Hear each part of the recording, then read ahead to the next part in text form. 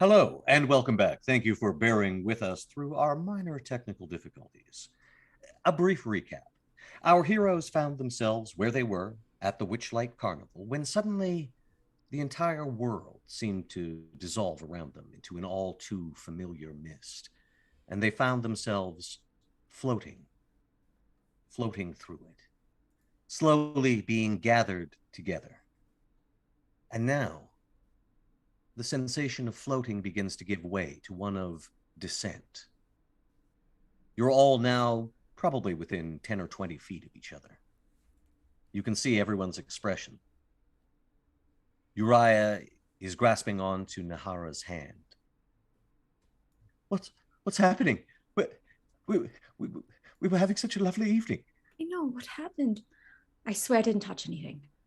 It probably was not Valentine and I stealing things from the owners of the carnival. But we didn't steal anything. There's nothing in our hands. That's true. It couldn't have been us. I'm sorry, you did what?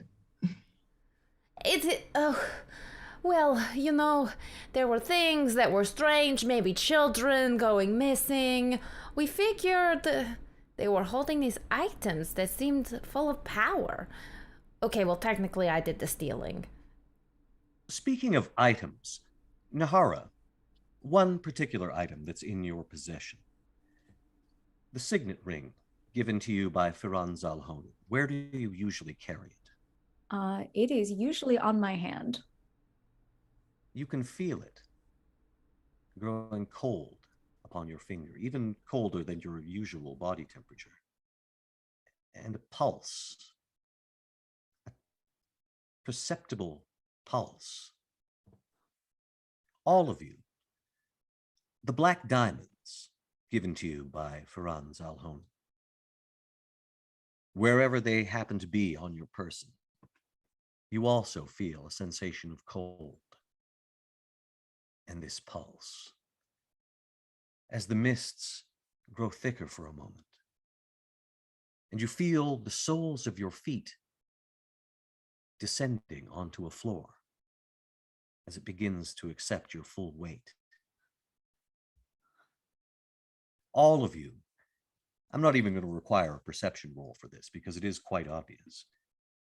All of you notice Nahara's wings begin to darken as she takes on the aspect that you're more familiar with, the one she wore when you first met, the one that she's worn for most of your time together. Uriah looks up into Nahara's eyes, and then to Fen. Oh no. We're back. I don't want to go back. The mists begin to clear further, and you now see that you're in a darkened room. Illumination is provided by the runes and sigils inscribed on the floor you stand on, which surround you in a circle. They glow briefly with the same sort of eldritch energy which you sensed coming from the signet ring. And you hear a voice at the far end of the room as a familiar figure strides into the light. The familiar face of Firan Zalhonen. Well, I have to be honest, I wasn't actually sure that was going to work. Welcome, everyone, to this very special All Hallows episode of the Black Dice Society. I am Mark Meir, sitting in for Mr. B. Dave Walters, who is currently, I believe, en route to Madison, Wisconsin for GameholeCon. And so I have taken the reins for this special Halloween episode of the Black Dice Society. So you know me, I usually play Brother Uriah, also Aslan Rex on occasion. But let's meet the rest of our players.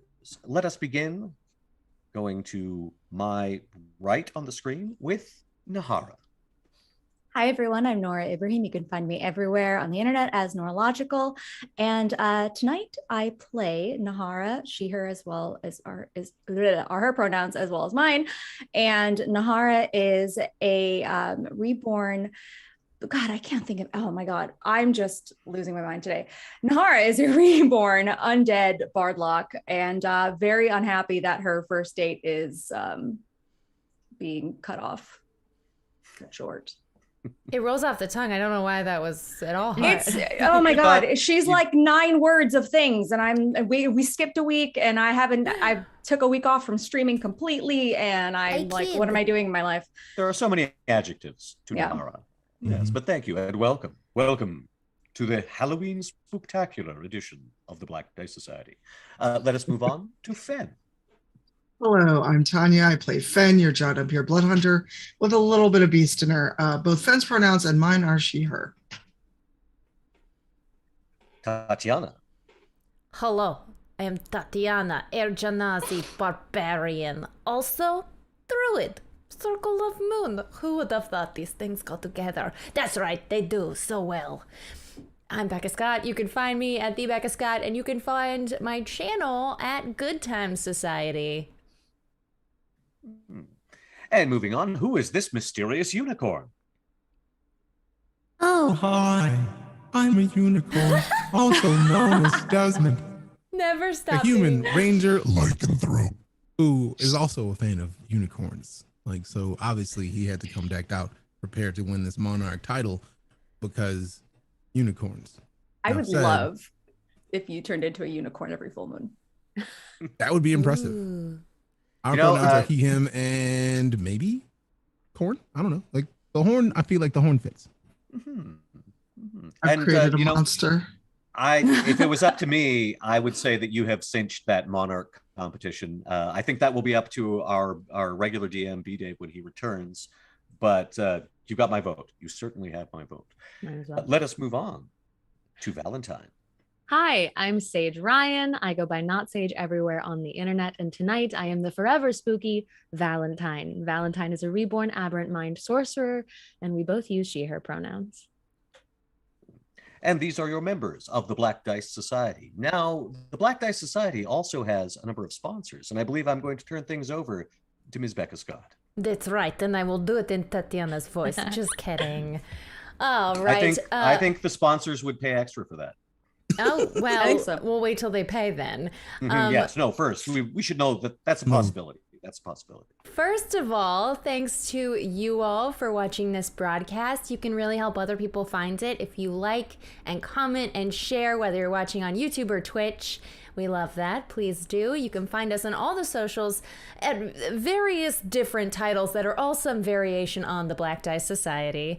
And before we begin, we should thank Die Hard Dice. They made us these custom dice sets, which are pretty much all sold out, but there maybe is the basic dice set. Go to Die Hard Dice and you can use the code BDS to get 10% off all sorts of things on their website. Also, hey, look, I don't know how this Waterdeep thing works, but you do, and it'll be back next week. Don't cry, people. It's fine. TeePublic, we have a store. You can get super sweet shirts, bags, masks, pillows, anything you want. The mug, the shirt that Mark is wearing right now with our beautiful art for the show can all be found at TeePublic. Also, hey, B-Dive, love Secret Lab chairs. His chair, like riding around on the couch. Huh. You have one too? Mark, I do. Get out of here. Is it like riding around on the couch? It's like riding around on the couch. I keep hearing that. Who would have thought that it would be like riding around on the couch? Amazing. Also, very importantly, we have a Patreon, and we are all artists that do this kind of stuff full time. And if you want to help support us and help support the show, go to patreon.com/the Black Dice Society. We do an exclusive after show for Patreon every week after this show. And at various milestones, we have created custom one-time adventures that are just for patrons. And you can also find all of those there should you decide to become a patron and head into the mists. And that's Beetle all and that I can Grimm's. think of off the top of my head. Beetle and Grimm is wonderful. They send us these super cool packs of custom artifacts. I mean, what do you call them? Artifacts. Just props. Cool prop Yeah. stuff that go along with the Wild Beyond. The Witchlight is the latest. Obviously, the new Ravenloft setting came before that. And don't worry, Nora will be incorporating them whenever we can. Yes. All right. Now, without further ado, on with our story. And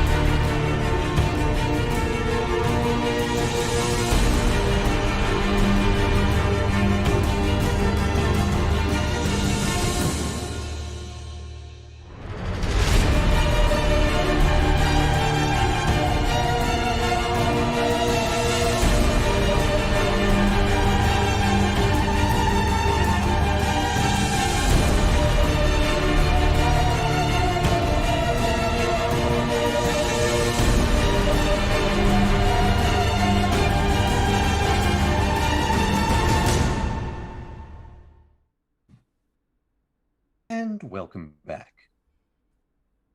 Adventurers, you find yourselves looking at Firan Zalhon. He's holding a steaming mug, which he sips from as he contemplates the six of you, or yes, the six of you. So, greetings of the season. We were a little busy. Yes, I do understand. But if I've done this correctly, I'll be able to return you not only to where you were, but exactly when you were. What are you talking about? Well, I've plucked you out of what you were up to and brought you here to help me. That's a bit selfish, don't you think? Yes, perhaps it is. My apologies, but the need was dire. I can't stand this anymore. I run up to him and I grab him by his lapels. As you run up to him, you find yourself stopping as you reach the edge of the circle. And you see the runes and sigils on the floor flare a little bit. God, this guy is the worst. Okay, so if she can't grab spit you, at his shield. You notice that your spittle stops in midair and is currently hanging. All right, that's gross. I'll get that off.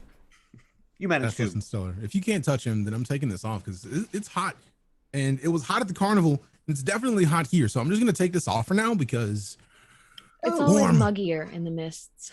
Where did you get that, Desmond? Didn't change on my account. I had this. Did you not know I love unicorns? Like that carnival? that's just real. I love unicorns. You know, it is a random. Oh, am I still wearing my flower crown that I must water? Yep. You are wearing it, yes. You were wearing what you were wearing at the carnival. Although, as mentioned before, Nahara's aspect has changed. What could possibly be so important that you ruined my first date and he's a unicorn?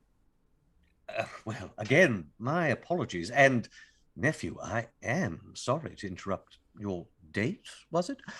Yeah, well, what is it you require? Peace, all of you.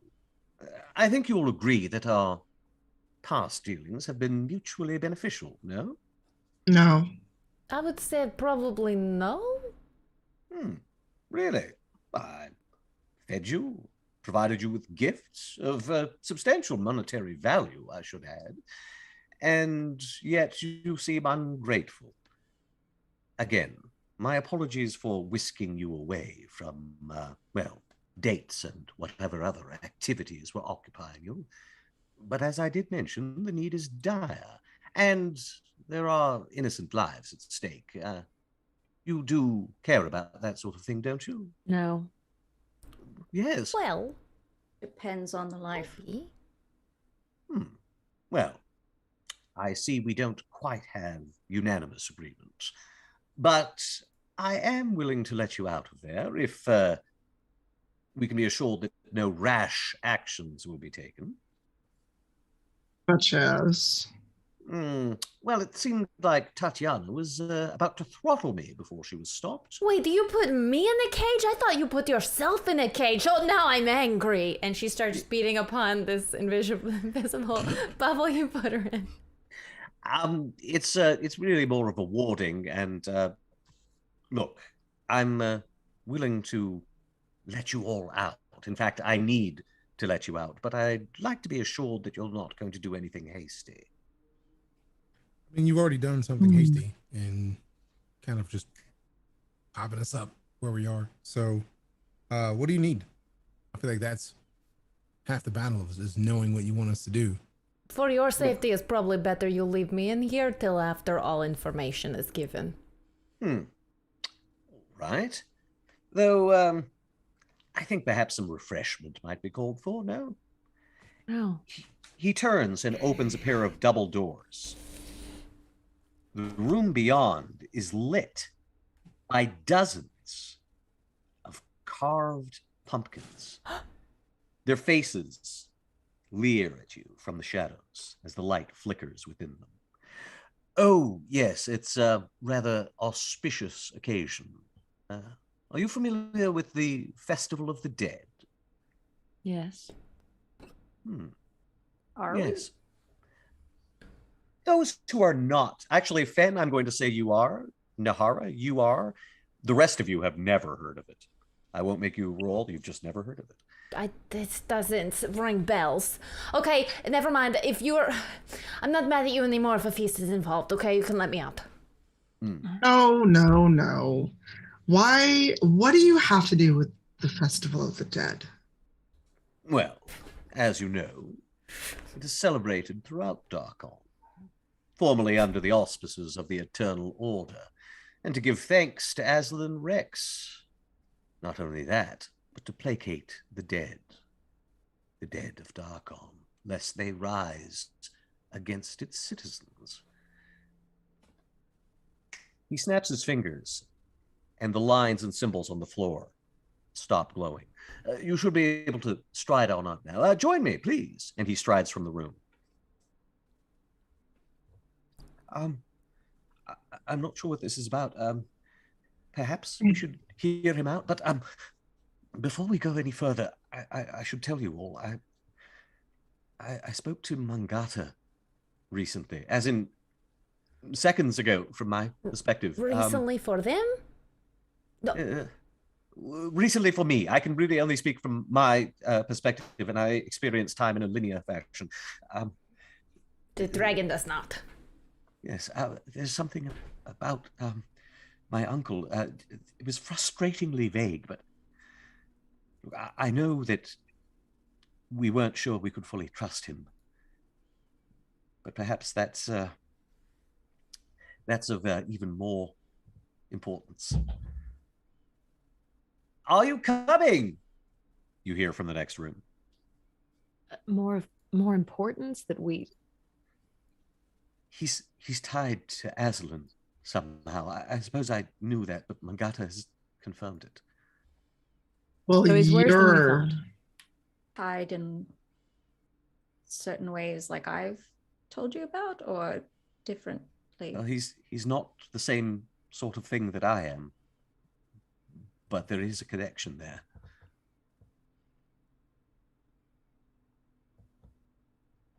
Well, Look, I don't have all day. If you think, could join me, that would be much appreciated. look, I And right think then, Desmond starts walking. if there's pumpkins involved, maybe we should eat. And she runs behind to catch up with the feasting. So Desmond and Tatiana are the first to enter the room. I assume everyone else follows. Yes. Yeah. yeah. And you see Firan Zalhonen seated as he usually is, at a large table with much food. There's roasted corn, what looks like squash, and pumpkins, some whole roasted chickens. How did he get all the way to the very last chair of this very long table at just the time we were talking? Archmage, my dear, Archmage. Now, please, tuck in. I expect you, of all people, would enjoy the repast that I have laid before you.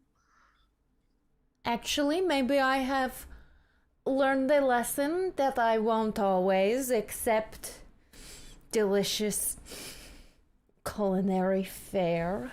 Is there something this an else? illusion? Well, as we mentioned, it's real while we're here, in my most magnificent of mansions. And the smell, that too is an illusion? It's real while we're in here. It's again not precisely the nature of reality. Perhaps I'm getting in too deep. You wanted to know what I require. Well, it's not so much what I require, it's what someone I owe a favor to requires. I essentially need you to act as bodyguards for one night only. And then, as mentioned, I shall return you to exactly where and when I found you. And also save innocent people? That will be eternally grateful and owe us favors? Yes, well, I'll leave you to work that out with the aforementioned innocent people. Who are we guarding? The son of an old associate of mine, Mordecai Grimhallow. Sounds like a good Balance. deal. Okay, now as we feast. And she starts eating. Yes, She yes, does not agree for all of us. do tuck in. As you just begin clearing all the food that's in front of you, you notice doors open behind you, and the servants of Firan Zalahonan, which you have seen before, march in. This time, though, they have a different aspect. They're slightly translucent as they were before, but now they all appear to be skeletons as they bring forth more and more food and place it in front of Tatiana. Yes, I decided that given the occasion, it might be good to revamp the look of my servants. The Festival of the Dead. Yes, I suppose those of you from Koshmar are unfamiliar. Well, it's a time when the citizens of Darkon give thanks to the dead for watching over them. They offer them offerings, I suppose. I was going to say sacrifices, but that has some unfortunate connotations. It's usually things that deceased relatives enjoyed in life, and even ancestors. They are honored and hopefully kept at rest. I'm just going to send a telepathic message to Nahara. So do we get offerings? I don't understand if are we giving offerings? Are we If the dead get offerings, I'm feeling entitled to it. right? We should be getting, where are our offerings?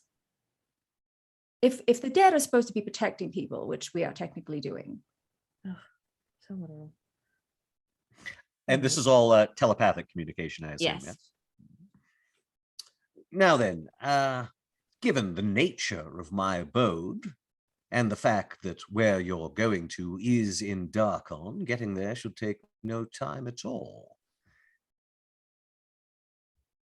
You'll agree then? You've offered us nothing in exchange for doing this. Well, what is it that you would like? I, of course, can offer monetary compensation, but I suspect you aim rather higher than that. We do. Then please, Valentine, let us open negotiations. Well, it would appear that our travel's currently a little out of our control. We just keep getting whisked away and plucked into places. We should return to the carnival after this, but I would like control of where we're going after. Well, I do apologize again for whisking you earlier, but do keep in mind that I'm not the only one doing said whisking. There are other beings of power and influence that seem to have their eyes, or what passes for their eyes, on more than one of you. I can certainly speak for myself, but I'm not necessarily sure I can stymie them. When you Can you gave do me any- this, Please go ahead. when you gave me this signet ring, you told me that it would be for us to return here, which I was assuming meant when we had consented to it, not that we would be able to be whisked back here against our will. Again, Nahara, I do apologize for, well, interrupting. What did you give her, a tracking device in the form of jewelry? Well, And she holds up her hand. I did speak truly. You would be able to use your mist-walking abilities to find me. I suppose I neglected to mention that it could be a two-way street. Oh, how convenient that you forgot. Well, I will be honest with you. I didn't forget. I just thought it might be best to keep it to myself until I needed you all. Again, my sincere apologies. I had no idea. I suspect you've made my nephew very happy. Now then, Uncle, that's hardly proper. If you say that there are innocent lives at stake, then yes, I suppose I will gladly offer my help. I will not speak for my companions, though. Of course, Uriah. Of course. I'm trying to open I'm up a so telepathic confused. group chat here. Okay, I'll allow that. He as he notices all of you sort of grow quiet, he just sort of raises his eyebrows, We gives a nod in your direction, indicating that he knows what's going on, and just Right, I'm not like, please speak among yourselves. ever keeping secrets. We're not doing this. We were in the middle of already saving innocent lives. We were already doing Yes. the best thing I've ever done by choice. We're not going to do this for free, right? It was our vacation from saving lives, and absolutely we're not going to do this for free. And I'm a little confused as to why he's saying we're going to save a bunch of lives when we're guarding one person. He's not telling us anything that's going to happen. He hasn't even told us who we're guarding the person from, who's going to be after them, why they're after them, or what Uriah, we'll receive. Well, to be fair, we haven't really pursued the line of questioning. We were asking him things, and then Tatiana started eating. So, Hey. well, Now no, I listen mean, here. that's just what Whisking happened. makes me hungry. No judgment. I'm It's just true. saying what occurred. Uriah, when you had the conversation with the dragon, and he was telling you what he told you, was there anything? She actually. Oh, she, yes. sorry, I apologize. When she told you about this occurrence, did she mention anything, since she is a nonlinear thinker, experiencer of time? doer. Was there anything regarding this that you could think of? Oh, well, not this specific occurrence, but I asked her about my uncle, and she showed me something. Aslan and he facing each other on either sides of a glass, and I was reflected in it as well. But I asked her directly if Firan Zalhonen, if his origins were similar to mine, and she said no. No, it's something else entirely different.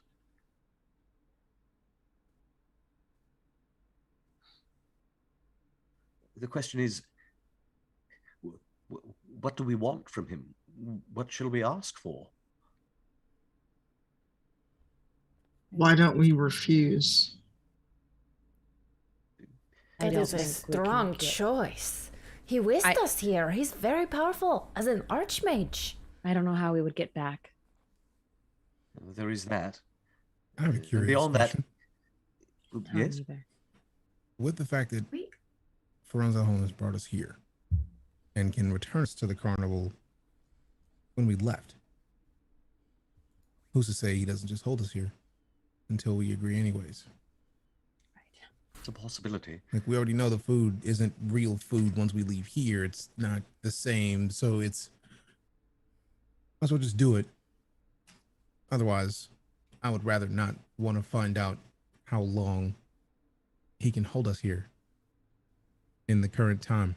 Sure, I would like to get back to time as it's supposed to be in the location we're supposed to be, but we can negotiate for something. Yes, but Valentine, careful what you wish for when you say things like that. What is what should be? Maybe Accepting things from people always is at a cost. look, I- he sometimes omitted information, but as far as I know, he's never directly lied to us, and he did say innocent lives were at stake. Of Who? course, you like I him. must- About our You're his innocent lives. nephew. But I don't really trust him entirely, but if he's telling the truth about innocent lives being at stake, I'm afraid I have to agree.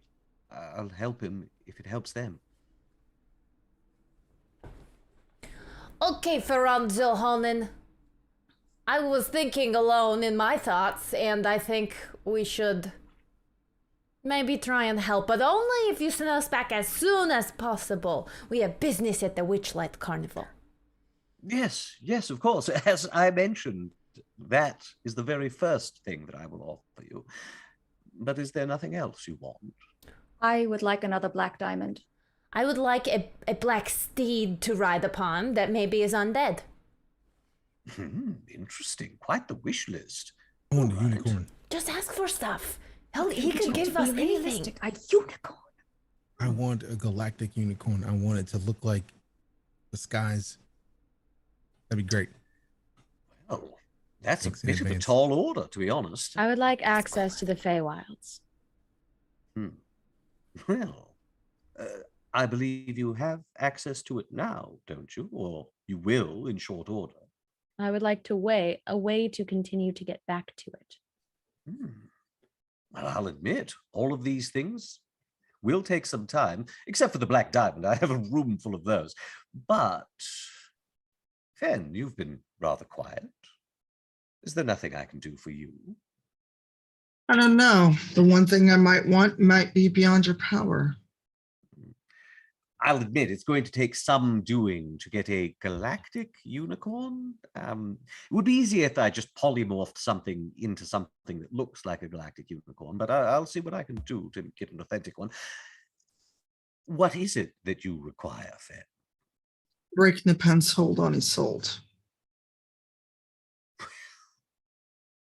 Tall orders indeed.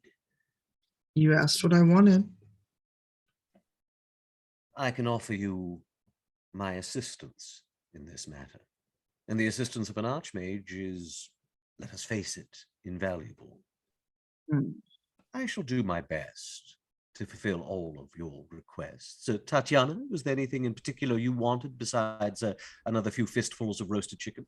I think I was the first. I want this black steed. Maybe it's right, that's undead. right. Maybe it has a super strength or something. Again, we'll see what we can do. And Some archmage. Uriah, you haven't asked for anything. I should like to know about you, Uncle. All things in time. First, let us discuss your objective.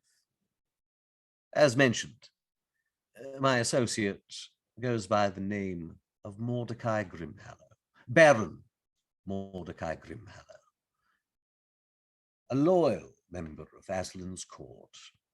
His title is proof of that, for Aslan rewarded those who remained loyal.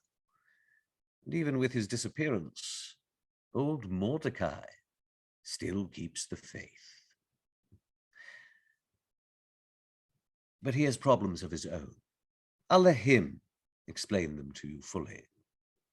But his son is in grave danger on this of all nights. Come with me, if you would. And feel free to take some food. Be sure to eat it before you leave the house, though. Tatiana stuffs 4 more chicken turkey drumsticks into her pockets, even though you just said not to take it out. And then She's gonna fistfuls try. of mashed potatoes just go straight in her mouth. Okay, so you've got the mashed potatoes in your mouth, and you've got drumsticks in your pouches, and a bandolier, maybe even. That's right. He's waiting for all of you to join him as he's just walking down one of the many hallways of his mansion. Now then, let's see, which door? Wait, was- Firan! One more question. We probably should have asked about our friend who's trapped in a sword and is only a ghost and we're trying to find a body for her. Anyway, add it to our list. Bye! Okay, so you've got the mashed potatoes in your mouth, and you've got drumsticks in your pouches, and Yes, of course. We'll discuss all that later, I'm sure. But here we are. He opens what looks like a little broom closet, and yes, this was the one. I'm not actually responsible for these doors. I think it's largely done to irritate me. But if one cannot turn trick to one's own benefit, then what's the point of being an archmage? Here we are. As you look through the door, you can see a winding country road. It's autumn. The trees are largely bare of their leaves, which decorate the ground in multicolored hues. And there in the distance, you can see a lavish estate, a large manor house, several outbuildings, even what looks like a small town, probably the surrounding farmers pooling their resources together. And it's all approached by a long covered bridge, stretching almost 100 feet across a chasm. There, that should drop you just south of Nartok, near what used to be the border with Falkovnia. Mordecai Grimhallow is the man to speak to. Tell him, or anyone who asks, that Firan Zalhonen has sent you. He'll fill you in. Oh, do you Who think is pursuing the person we're protecting? A being of great power and fell intent. Okay, but you said it's close to Falkovnia, so no zombies are gonna come through the mist at us, are they? The days of an open border with Falkovnia are gone. No, you'll have other foes to worry about this eve. Though undead, most certainly. Right. Besides, a plant might have taken care of the Falkovnia situation. Oh yes, I'm quite aware. I'm quite aware of your shenanigans in Falkovnia now. Very good indeed. Well If you done, do Nahara. have- I forgot about that. I give her taps. She taps back. Mhm. If you do have information, I would have some questions for you later regarding some sisters. And she holds up her Taroga deck. Yes, I think I might be able to help you there. In any case, best of luck to you all, and all the best for the Festival of the Dead. We'll be on our way then. Can you all make a perception roll? Ooh, nat 20. Nahara, you'll instantly notice this, that the moment he opened the door, he backed away from it. He's definitely keeping his distance from the door. Ooh. And you do recall that he said something about a curse, which would be invoked if he entered Darkon himself. I got a 19, so 16. Yeah, I would say anyone who got above a 15 definitely notices that. Very well. The door will be here when you need it. Right then. And do remember the lantern jacks I gave you. They may come in handy. Oh, right. I haven't given those to everyone. I believe I only gave one. I gave one to Fen and I gave one to Uriah, so I'll give one to everyone else. Thank you. And as you step through the door, leaving the magnificent mansion behind, you feel a chill in the air. It's definitely later in the season than the last time you were in Darkon. As mentioned, it's near the end of autumn. It's early in the morning, but you can feel the hint of the frost in the air to come. You find yourselves standing on a road, according to Firan Zalhonen, just south of Nartok in Darkon. Well, here we are. Do we knock or is that weird? Do we just walk in? Well, as mentioned, there's a long covered bridge long before you get to the manor house. I'll proceed along the bridge. I wonder if he told the Baron that, I mean, is he expecting us?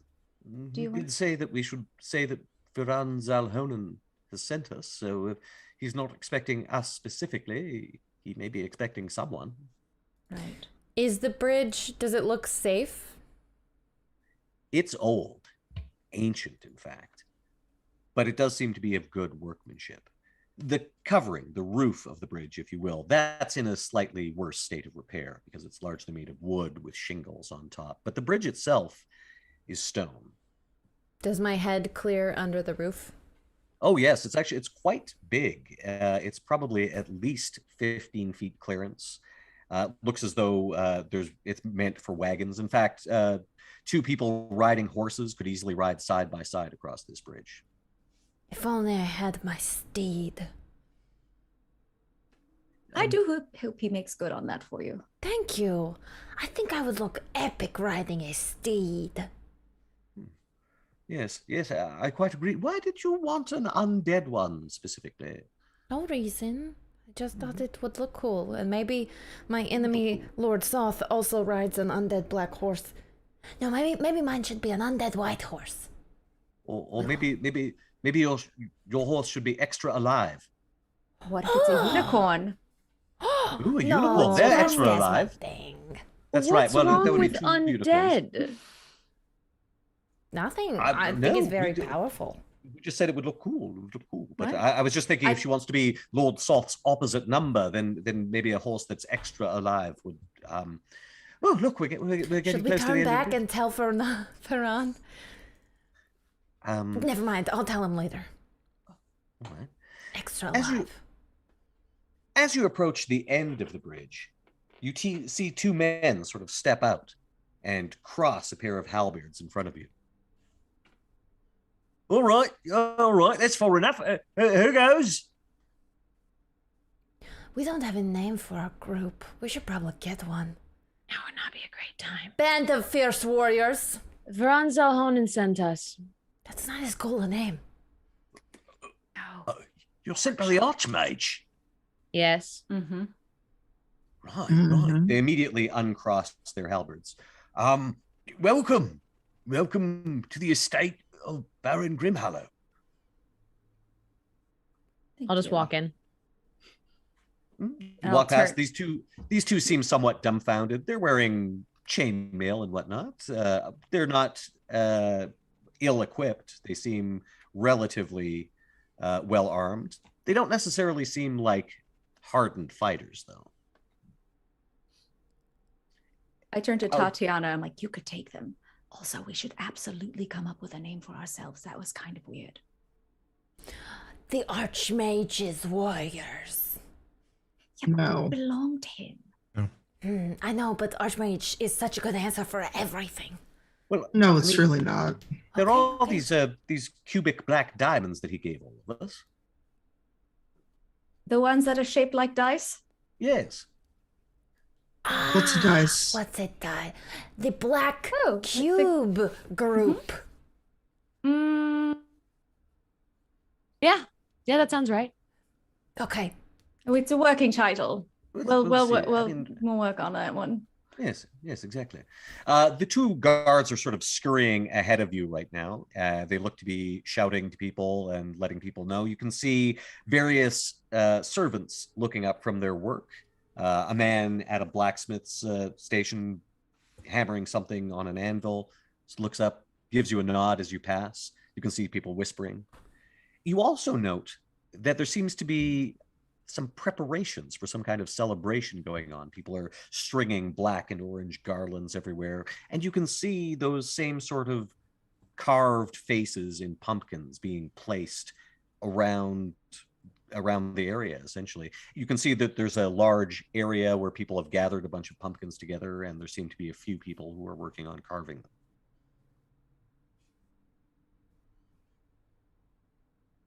How much is this for sale, this carved pumpkin you have here? a carved pumpkin. Would you like it? Do I intimidate you into giving me items for free? It's the Festival of the Dead. May this light your way and guide you. Oh, well, thank you. What time does the festival start? Is it like a parade or? Oh, it starts soon. We should get things underway. We have to finish everything by nightfall, of course. What is there left to finish? Oh, What is well, it that you are? no more celebrating after dark. The living celebrate in the day. The dead celebrate at night. Interesting. So if I, as a living person, were to stay out here, standing right in this spot after dark, what would happen? I wouldn't go out at night on the best of nights, but on Festival of the Dead, are you joking? I'm going to send a message to Valentine being like, we're partying later, right? Absolutely. Sweet. Is there like things to fight and kill? Tatiana, I haven't It's a gotten a fest- good fight in a Oh, right. now is not the right time or place. This Never. fellow who was carving the pumpkins, he's sort of wearing an apron covered in seeds and guts, is just sort of like smiling and slowly backing away from you as you say that. Well, enjoy the pumpkin. Okay, thank you. Do you... He wouldn't fight me. Where's you- this person? I imagine in the big giant house on top of hill. Yeah, you're essentially following the guards, and as they're leading you towards the manor house, you can see a few servants scurry out in front, opening the doors, as a man dressed in a velvet coat and a wide sash strides forward. Ah, the Archmage sent you to him. That's right. He did, and now I wish I had asked him for a velvet coat. Hmm? Oh, this is nothing. Well then, who are you? We are the Black Cube Group. I see. Working Many title. have fallen before our vicious warrior hands. The Black Cube Group, most irregular. But yes, I am Baron Mordecai Grimhallow. Perhaps we should speak inside. Yes. Okay. And he gestures. The servants immediately sort of run forward to see if you need help carrying any of your items. They sort of back off as they realize that most of the items you're carrying are weapons and that sort of thing. A servant does come forward to sort of take the pumpkin from you, but do you give it to them? Well, how about I instead try to give him one of the turkey legs in my sash? You reach in and realize the turkey legs are not there. Well, with great disappointment, I shove the pumpkin into his hands. He I follows make sure you. that the bag on my back that I keep Stuart in is well covered. One servant does sort of like come forward as if to relieve you of your burden, but no, then they back off respectfully. As Baron Grimhallow continues, not really breaking pace, he's occasionally throwing words back over his shoulder too. Yes. Perhaps if we meet in my study, that might be most efficacious. Well, Elizabeth, do be sure the decorations are in order. We must begin the feasting as soon as we can, and make sure that everyone is inside by the time the sun sets. As you enter his study, he seats himself behind his desk, picks up a glass of something, drains it, slams it down on the table. So, you work for the Archmage, do you? Well, he kind of works for us. Really? Very impressive. Very impressive to have someone like that on the payroll. Yes. And, yes. Well, Yes, I see. I mean, I guess he's paying us, but it's our choice. Like, we don't. More like Anyway, free. It's like freelance. We're freelance. Yeah. Look, I don't need to know the ins and outs of your business arrangements. Suffice it to say you're here to help. Yes. That's right. That's right. Help is something I find myself in need in. This evening, of all evenings. Tell me, are you familiar with the tales of the horsemen? Are we? Well, I was hoping to create some later on in my life when I get a horse. Those who are native to Ravenloft, give me a history check. And actually, Nahara, you have the ability to draw from past experiences, yeah? Yeah, I could use knowledge of a past life.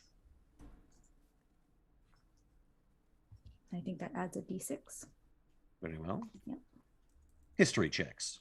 So that'll be from Fen and also Nahara. I'll give Uriah one as well. 17 for me. Fen? I'm rolling the digital dice. I 8 on both of them. Nahara, you do recall something. In fact, it's something from the carnival, not the Witchlight Carnival. You remember that stand, the stand with the toys.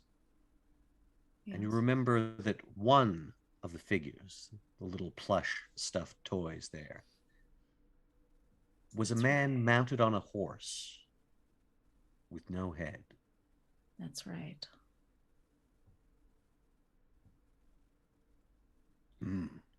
The horseman. They say he was a mighty warrior in Aslan's service, tasked with protecting the border to Falkovnia when invasions from that place were a concern. I suppose we have greater concerns than that now. Perhaps one day this land shall be swallowed by the mist. There are some who say that Aslan Rex has abandoned us entirely, but of course, such whispers amount to treason in my books. Still, these are indeed dark times for this land. The man who fell in battle became what we call the horseman.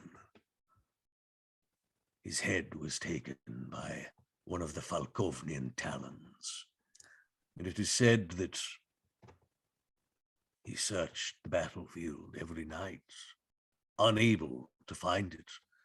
Perhaps it was taken back to Falkovnia as a prize. But he was not content. He sought a replacement, for he was a vain man. To be without his handsome head was more than he could bear. He sought his replacements in his own bloodline. Every 25 years, it is said that he would return to his ancestral home. This home. For indeed, he was one of my ancestors. He would claim the head of one of his descendants, one who most resembled him. Oh, no. So, is that like your brother, or? 25 years ago, it was my brother. Oh. But this night, he will come for my son, Aloysius.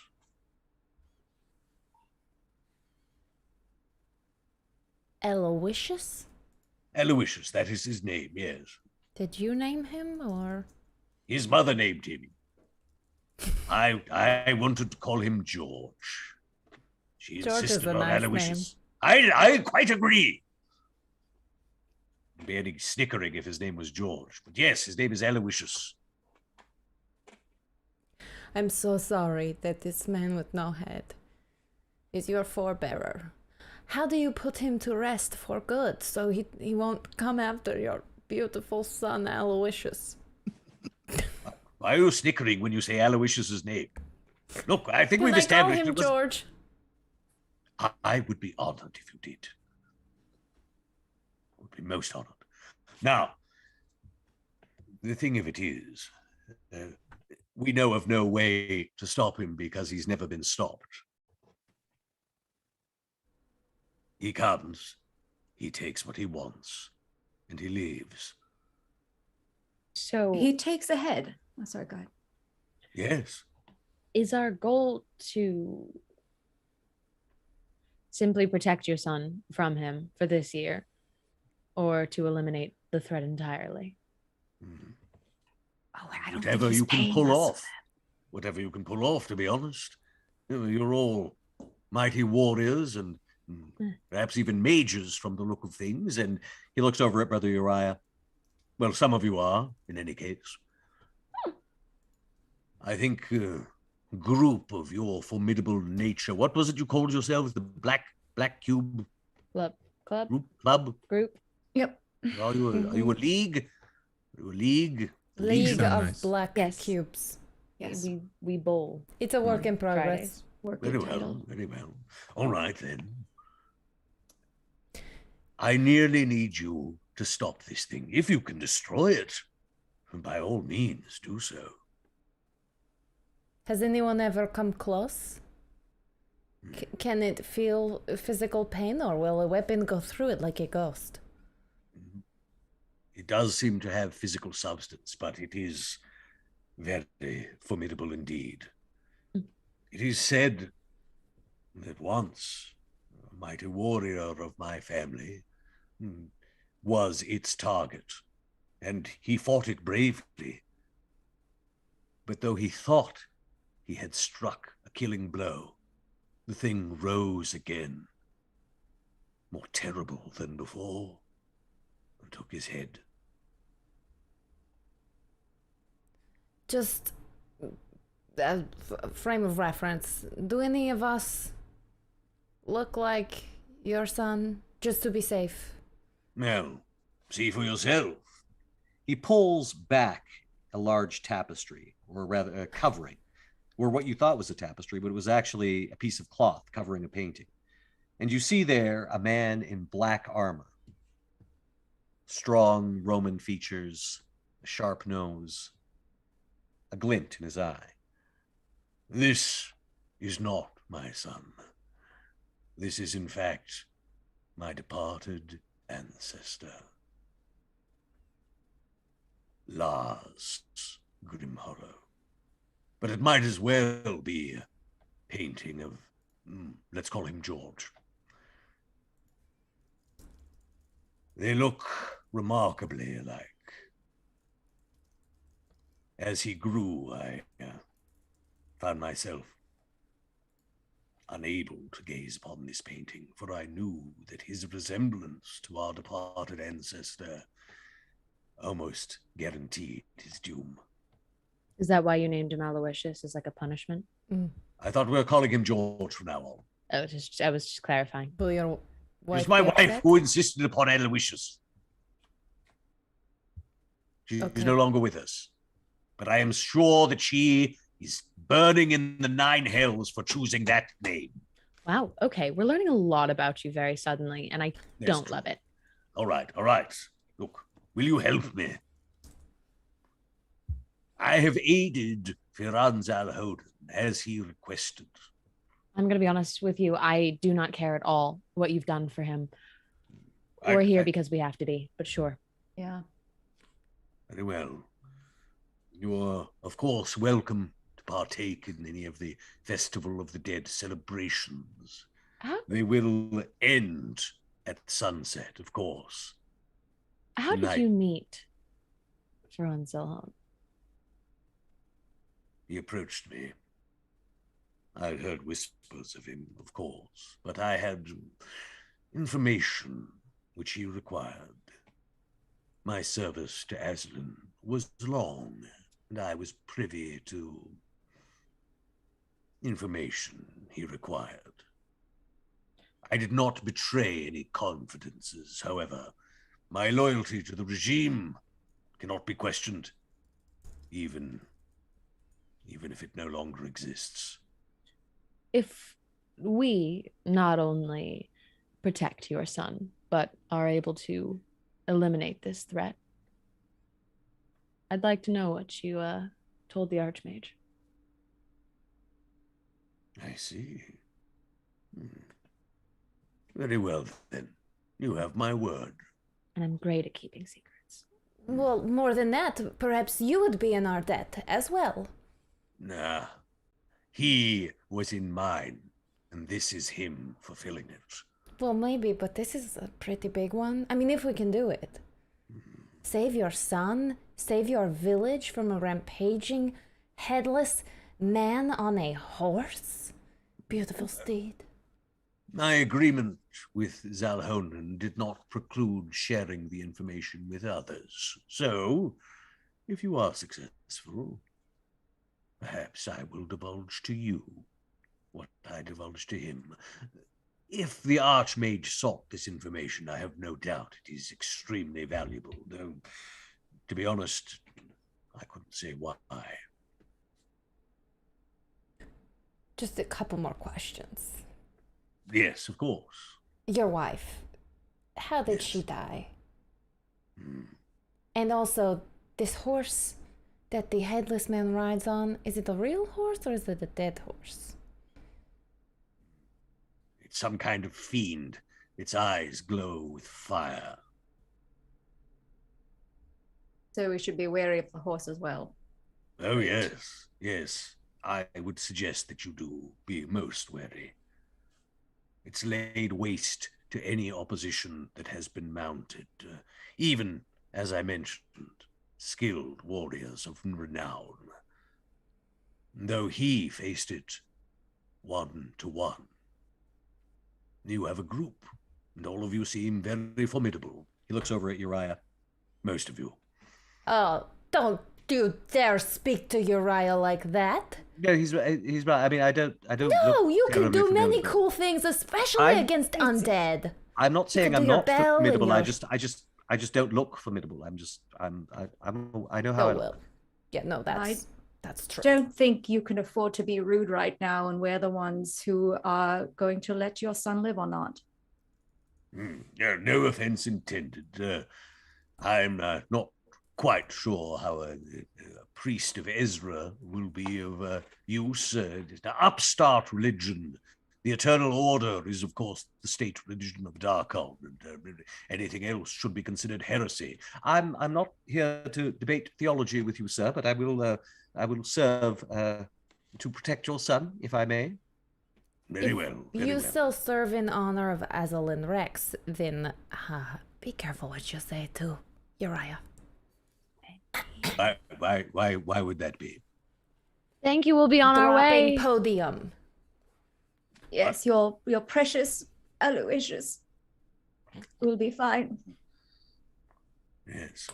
Well, in any case, I wish you the best. Is there anything else I can get you? Refreshment or whatnot? There should be plenty available. The celebrations will be beginning. The small folk, of course, need to celebrate, even in these times. Are you calling us small folk? Whoa. No, I'm not calling you small folk. You're clearly important people. The small checking. folk, I mean, Felt like you were calling us small folk. No, I don't- not you. I mean, you have the bearing of a nobleman, to be honest. Actually, the pair of you really do. I What don't were think your we have names? the time for the debate of classes, and we should get going. Very well. Do you know which cardinal direction this ghostly figure usually rides his steed upon? Oh, yes. He always takes the bridge. Good to know. It's a good bridge. We will be on our way. Could you send a few of your soldiers to come with us? And do whatever it is we need them to do? I suppose I could ask for volunteers, but for the most part, everyone will be locked inside once the sun sets. It is the festival of the dead, after all. A beautiful day. I'll head out. As I walk out, Nahara is still very salty that he insulted Uriah. So with her wing, she's just like a cat, just knocks something over his desk. as she walks out. If he notices, he does not say. You do hear sort of a, but he seems not to wish to provoke you any further. So as you exit the manor house, you can see that, as promised, there are quite a few decorations, even more than you saw when you entered. People seem to be, toasting each other with cider and whatnot, and they do seem to be celebrating, but there is an edge to their merriment. It's almost desperate. Once we get just far enough out of earshot, I'd like to kind of just to the group go, gesture for everybody to get a little close as to not have anyone around us here either. We didn't discuss what would happen if we failed. No. I think No, we didn't. Aloysius goes headless. Yeah. I mean, to us. I don't think the Archmage is going to be pleased if we fail his, return of debt. If we fail, how about I still have some relics of the mists. Why don't we catch a ride on out of here? Somewhere else. I do And have... ditch the ring. Ditching the ring is a great idea. An additional thought is, you saw how trepidatious he was at the door. Yes. I don't think it's that he can't come through, it's that he very much shouldn't. You might be right. What if someone were to pull him through? He does seem overly cautious when near a portal to Darkon. I wonder if this ring works both ways. I'd like to think we're pretty clever. He did Maybe say I the ring could bring you to him. Maybe You he could could find bring your him way to us. I wonder. But do any of us have such an ability? I'm not sure if it's an ability inherent in the ring so much as it's used as a touchstone or a talisman. Oh, that's no fun. All right. I could shove him very hard. That's what I'm thinking. But A he good can't see it distraction coming. and an excellent shove, very effective. Hard shoving is sometimes called for. Just more of a contingency plan. I like it. All right, but here's the thing. We might actually get to fight tonight. So, Yes. I'm thinking, all of us under the bridge. The headless horseman, he rides. We hear him halfway through the bridge. We all burst out. Warrior screams from everyone. And all attack at once. 1 verse 6. So our plan is all hit him? Well, we do have these seeds. Can you possibly think of anything better than my plan? 20. Oh, just I we mean- could have backup. Yes. It's just Yeah, one I mean- idea. I don't hear anyone else. I mean, let's face it, Tatiana. Whatever we do, it's probably going to be some variation on that plan. So it's a sound one, I think. Nahara's right, though. The seeds are an excellent idea. Utilizing the whatever comes from them as additional forces to also hit him. Yes, Lantern jacks, I believe he called them. that's right. Do we remember how long he said that these lantern jacks would remain lit? Yeah, not so much how long they remained lit, but I think they turn quite psychotic and murderous after an evening. Isn't that what we want? Yeah, we don't. Yes. Well, not towards us. I think they become specifically psychotic and murderous towards us. Do they Wait, become... no, I thought didn't they obey commands? Yes, Until- up till a certain point. Up to a certain potentially point. psychotic and murderous commands until they're not? I get it. Yes. Right. Ideally, we won't be here more than a night, so we should be fine. And then we leave it here, and it's their problem. The villagers, they should be indoors by then, right? Mm-hmm. Well, I as think you're- it could be fun to start As them you're now. standing there and talking, you hear a voice behind you. Oh, hello. You see a young man standing there. He's got his arms full of what looks like masks, and he's actually wearing a skull mask up on his forehead. Does he Yes. look like a portrait we've seen? Oh, yes. He looks like a slightly younger version of that portrait. Hello, I'm Aloysius. Hi, George. Hello. George. Only my father calls me that. Have you been speaking with him? Yes. We have. There are these masks. Yes, of course, for the festival of the dead. Can I offer you some? What do they look like? Oh, we've got all sorts here. Mostly the dead, of course, but also quite a few fiends as well. He's holding a variety of masks. Most of them are made out of leather. They seem to, again, mostly depict skulls or sort of ghoulish faces. There are a few that depict fiends. Give me Arcana rolls, those of you who are skilled in that sort of thing.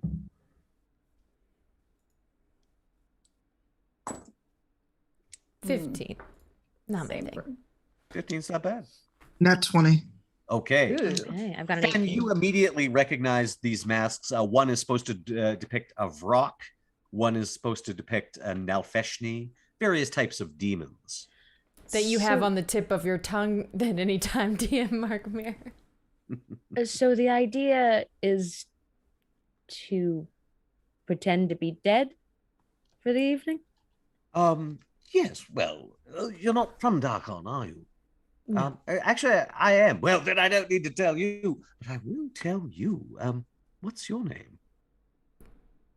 Oh. Pardon? Oh, I asked your name. Valentine. Valentine. Valentine. Very nice to meet you, Valentine. And We're not doing the Valentine dancing is... anymore? Oh, we're absolutely not doing the dancing anymore. That is pleasantly in the past. Valentine takes off her pearls when she can deal with her very slippery fingers and no mirror, and shows the scar on her neck. I see you're already in costume. Yes, I arrived festive. Oh, well, that's good, of course. For those of you who aren't, we take on the aspect of the dead, lest they, as he looks at your scar, lest they take us back with them beyond the veil. And of course, we must finish our celebrations by sundown, for the night belongs to them. I brought my own costume and I'll put on Form of Dread. Oh, well, I'll leave these here if anyone would like one. I'll just very good costumes. Very, very good. What are the actual game effects of your Form of Dread? Does he need to make a save? If I'm not, okay, let me see. Actually, that's a good question. If I'm not in combat, Form of Dread. It's only when I hit a creature with an attack. Okay. Yeah. All right. Well, he does seem, how they say, afeared, and he sort of backs up. But he still is smiling and does seem to wish you all well. All the best. Just be with him, right? What? Isn't he supposed to stick around? Oh, you should hang out with us tonight. Valentine seemed very interested in you.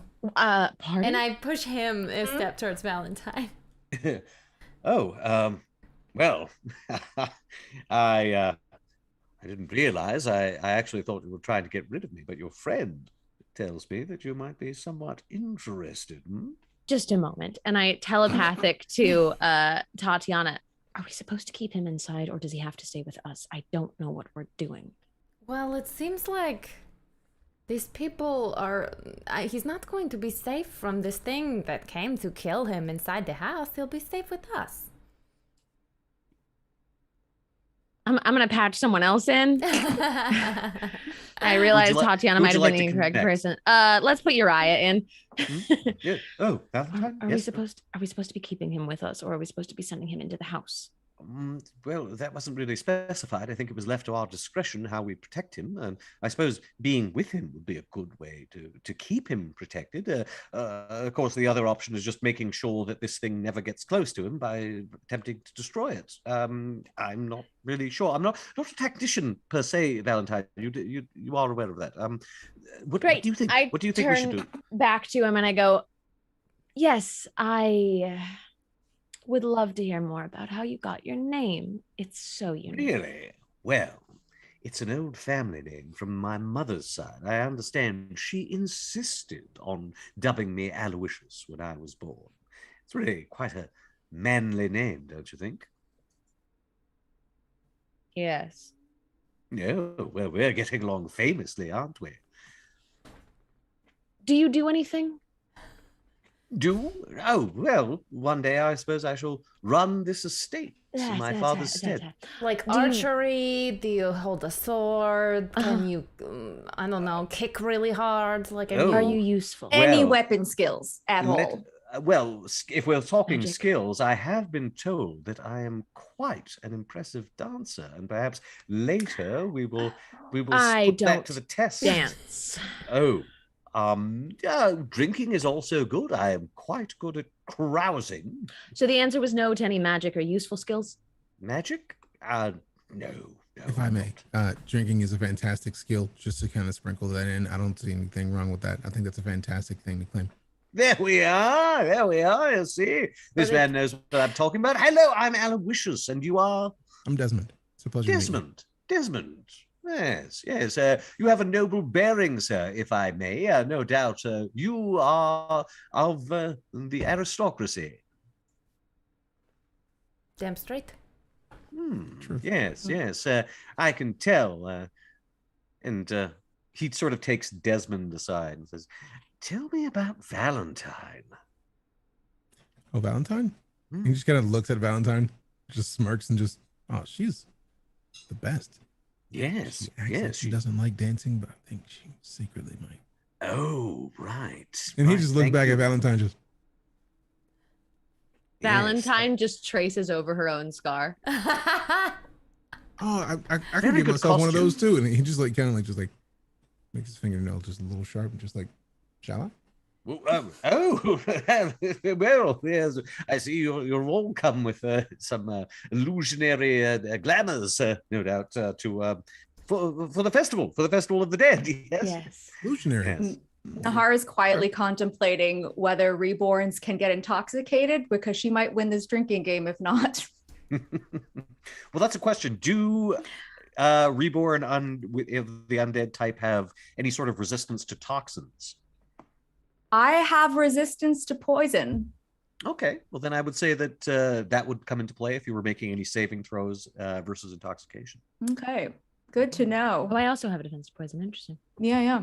Yeah, I think it's a trait Reborns. of your Yep. type. Yeah. Suppose we do. If I rage, I have resistance to everything. I Except psychic, just but like, who cares? send a message to Valentine. I was like, Valentine, what if you and I and this Baron to be here engage in a drinking game? You and I will win. He'll be knocked out. We could just stash him somewhere. That's probably a better plan than just hitting him over the head. Yeah. And that way he won't remember. He'll think it's his own fault. And Question. Now, we know that Valentine and Nahara have sort of presented the scar and dread form as their costumes. Is anyone else taking any costumes from this this pile of masks and hats that have been proffered? Desmond reaches in and he finds a mask. It's gold and fancy looking. He's like, Yeah, I there think I'll is hold one this one. actually that's sort of like a gilt skull, and it's got actually sort of filigree on it and some wings on the side. perfect. Anyone else? I need to have a costume. Gosh, what would I dress as? I'm already so magnificent to begin with. Tatiana, you could just be like most animals.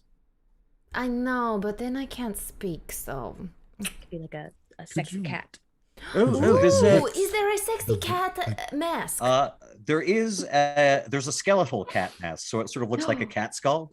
Okay, I'll take the sexy skeletal cat skull mask. I mean, it's completely naked. It has no flesh on it at all. So yeah, it is the sexy. That's the sexy cat mask you find. A cat skull. Does anyone else want to grab a costume or mask? Uriah sort of looks over at Fen. He's holding up a couple of masks. He's about to offer you one, and then he just puts it back in the pile. And Uriah has picked like it's a very basic skull mask. It's like just white. It's got like squares for teeth. That's what he's wearing. Oh, all right. He sort of leans into Valentine and Nahara. So what's the plan? Well, it's our first time at the celebration, so why don't you show us around and all of the most efficient tactical routes? You're saying this to The boy, Aloysius, Aloysius. whose body is show you staying around. vicious. Yes. Tactical routes. What tactics are we discussing here? Well, Ways in and out of the party that people would come and go through. Oh yes. Yes. I mean, it's sort of all over the place, isn't it? We've got there's food over there, but there's also some food over there, and then it's all rather informal. We don't really use the ballroom for this or anything. It's again, it's mostly for the servants and the surrounding farmers and such. Well, what are the main events? Or is it just a night of feasting? A night of feasting, of drink. Well, a day of feasting and Right. whatnot. There'll be some children carving more pumpkins and such, I would think. But really, by sundown, everyone's locked up indoors. I assume you'll all be joining me in the manor house. Sounds like fun. we prefer under the stars. Oh, under the stars. Very good. You're not thinking of being outside when the sun falls, are you? We should get a drink. You've been here for this celebration before, right? What do you think happens after dark? Why do you stay inside, in your opinion? Ah. Well, as we all know, the dead of Darkon have risen in Darkon's offense at the call of our king. It's always best to show respect, I think. Right, so you just think the dead wake up every year? No, not just on this night, but this is the night we give thanks to them for the defense of Darkon. Right. I'll message Valentine, and I'm just like, do we get special wristbands for that, do you suppose? Or do we just walk about among them? I feel like we could blend in. Yes, but, so that we know that it's probably fine. There. Now then, I believe a drinking contest was mentioned. Yes. Well, I'm in. I am in as well. I am in this as well. Let's with this. Okay. All I right. fight better this way. So those who are taking part in the drinking contest will be doing constitution checks. You get a few pie. It's a very, very strong cider that is being served, sort of cloudy. And you down the first few pints, but as we get to the stage of actual intoxication, let's have everyone start to make constitution checks. Okay. Can I it also be a have saving advan- throw? Yes, this will be con save. Okay. So I should mention that I'm using my special candy corn dice, Ooh. my ice cream Fancy. dice. My first con save is a 24. Oh, that was cocked. I would Okay. say, because I have it says on my saving throws, it says I have advantage against disease and being poisoned. So am I rolling Yes. with advantage? Yeah, both you and Valentine will be rolling with advantage All here. right, let's see if I can do better than that. I have a 19. I can't. 21. I got so a we have- dirty 20. And Desmond. I feel like Desmond's metabolism is high, so I'm hoping that he does better than. This is very strong We have cider. stats just Down so you know. warrior. And you are drinking against some undead people, so 18. okay, everyone's fine. Everyone seems very clear-headed. Aloysius, you notice he starts slurring his words almost, by the third pint of cider, he's already seeming a little unsteady on his pins. Mhm. Are you going to keep drinking? Mm-hmm. Yes. Well, And I will also message the plan to Desmond, Tatiana, and Fen, just so they know Oh. what's going on, so they know not to Good just to get know. absolutely decimated. Yeah. In case they choose to listen. I feel like Desmond was gonna switch to like something not cider really quickly. Yeah. oh, okay. Is Desmond going to essentially pretend to drink cider for this turn? Oh yeah. Okay, excellent. Like after the yeah. first Yeah. nicely buzz, like his metabolism's high because lycanthropy, but he doesn't want to take chances. I'm not going to make you roll for it. I'm actually making Aloysius try to get perception, and he's got disadvantage because he's already a bit intoxicated. So, yeah, you notice that he's not really paying any attention to you at all, Desmond. He seems very focused on Valentine. As Valentine messages me that this is a drinking contest just to get him sloshed, I look at her and I say, a contest is a contest. All right, so Desmond, because you are sort of surreptitiously drinking water or something instead, we won't have you roll this time. But everyone else who's staying in the drinking contest, please, Constitution saves. 23. 22. 19. Yep. Yeah. So he's matching you all drink for drink, but he's getting noticeably more sloppy as things go on. We'll say that's like another 2 pints of cider, maybe. Could I, while his not paying attention, just mage hand some more booze into his cup? Yeah, there are actually some spirits and things like that on the table as well. So you can easily just sort of like Lovely. give him a Boilermaker essentially of cider. You meant like ghosts floating around that could do it for you. Yeah, it's Ravenloft. There are lots of spirits about, and it's the Festival of the Dead. So yeah.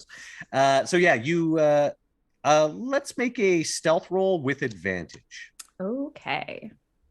Ooh, I am good at that. I was gonna say, to assist her, I'll distract him with a hypnotic pattern.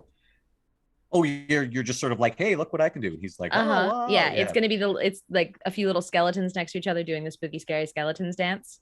So are you doing the actual spell hypnotic pattern? Yes. Okay. What's your difficulty of your save? The difficulty of my save for him to be charmed is a 14. Okay.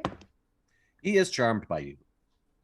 Amazing. So I mean, at this stage, are you continuing with the drinking contest? He is effectively charmed by you. Well, we're trying to knock him out. Yeah. Okay. So you're just that was just a distraction. So he didn't catch her and get mad. Yeah. I also cast guidance on give guidance to myself, so I have a 22 on that stealth. All right. Yeah, you mage hand this little flask. It just sort of empties its contents into his cup and is like back on the table by the time he even glances back.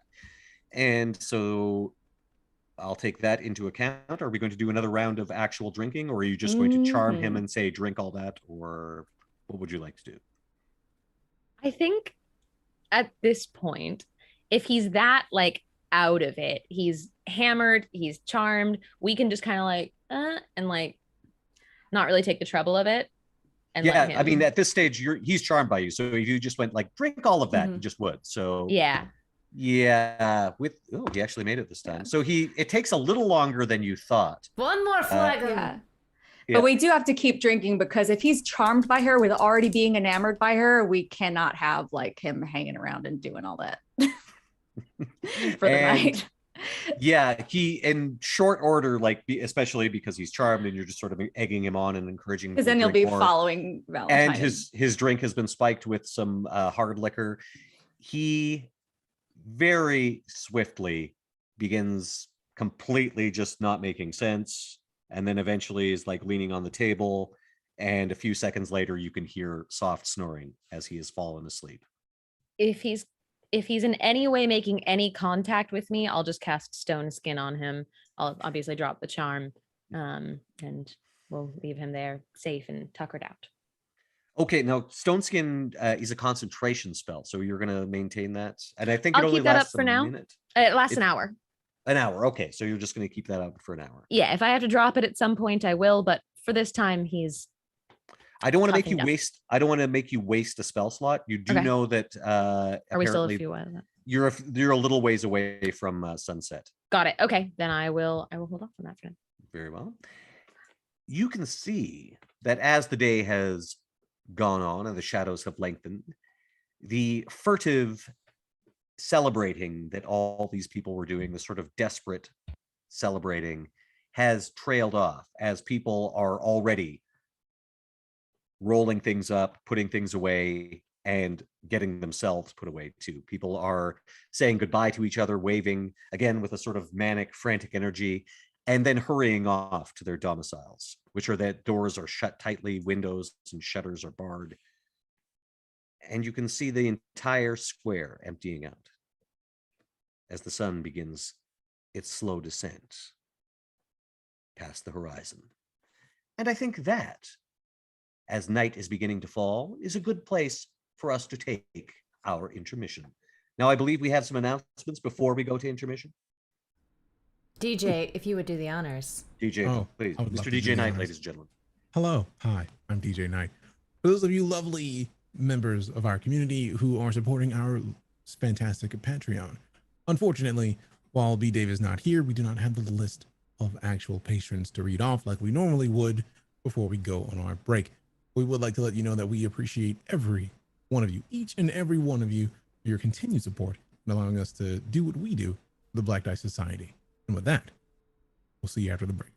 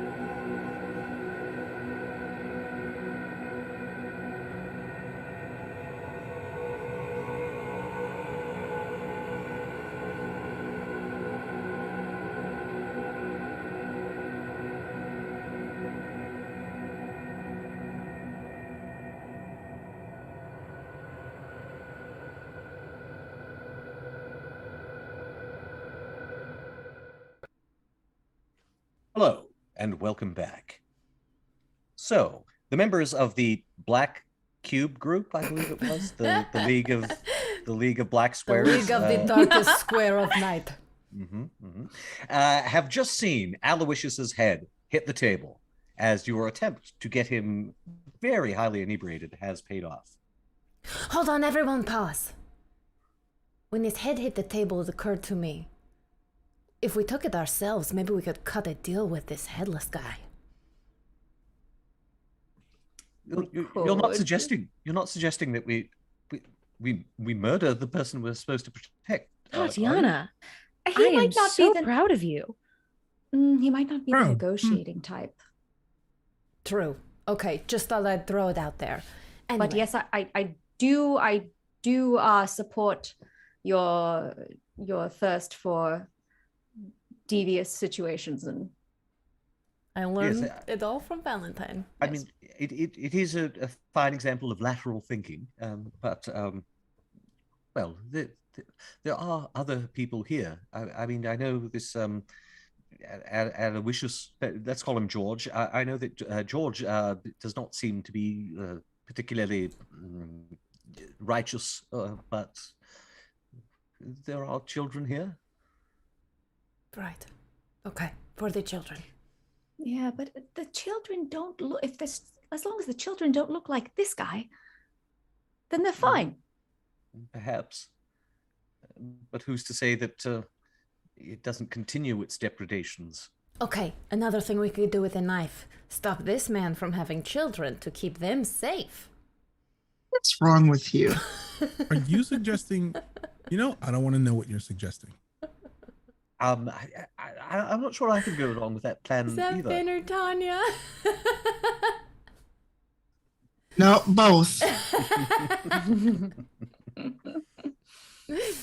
Okay, bad plan. Throw out plan. Valentine's still just looking at you with like admiration, though. She's just like, Plans are not my thing. I am trying. Okay, well, Fen, you seem to be the voice of reason for most of our shenanigans. What do you think is the best situation? He's clearly out. We put him somewhere inside where he will be safe. I'm the only one of you that didn't get drunk. Would you like to To test be me? fair, No. even at my most drunk, I'm very not drunk. I'm also not. Yeah, there Fine, was. fine. We're all sober.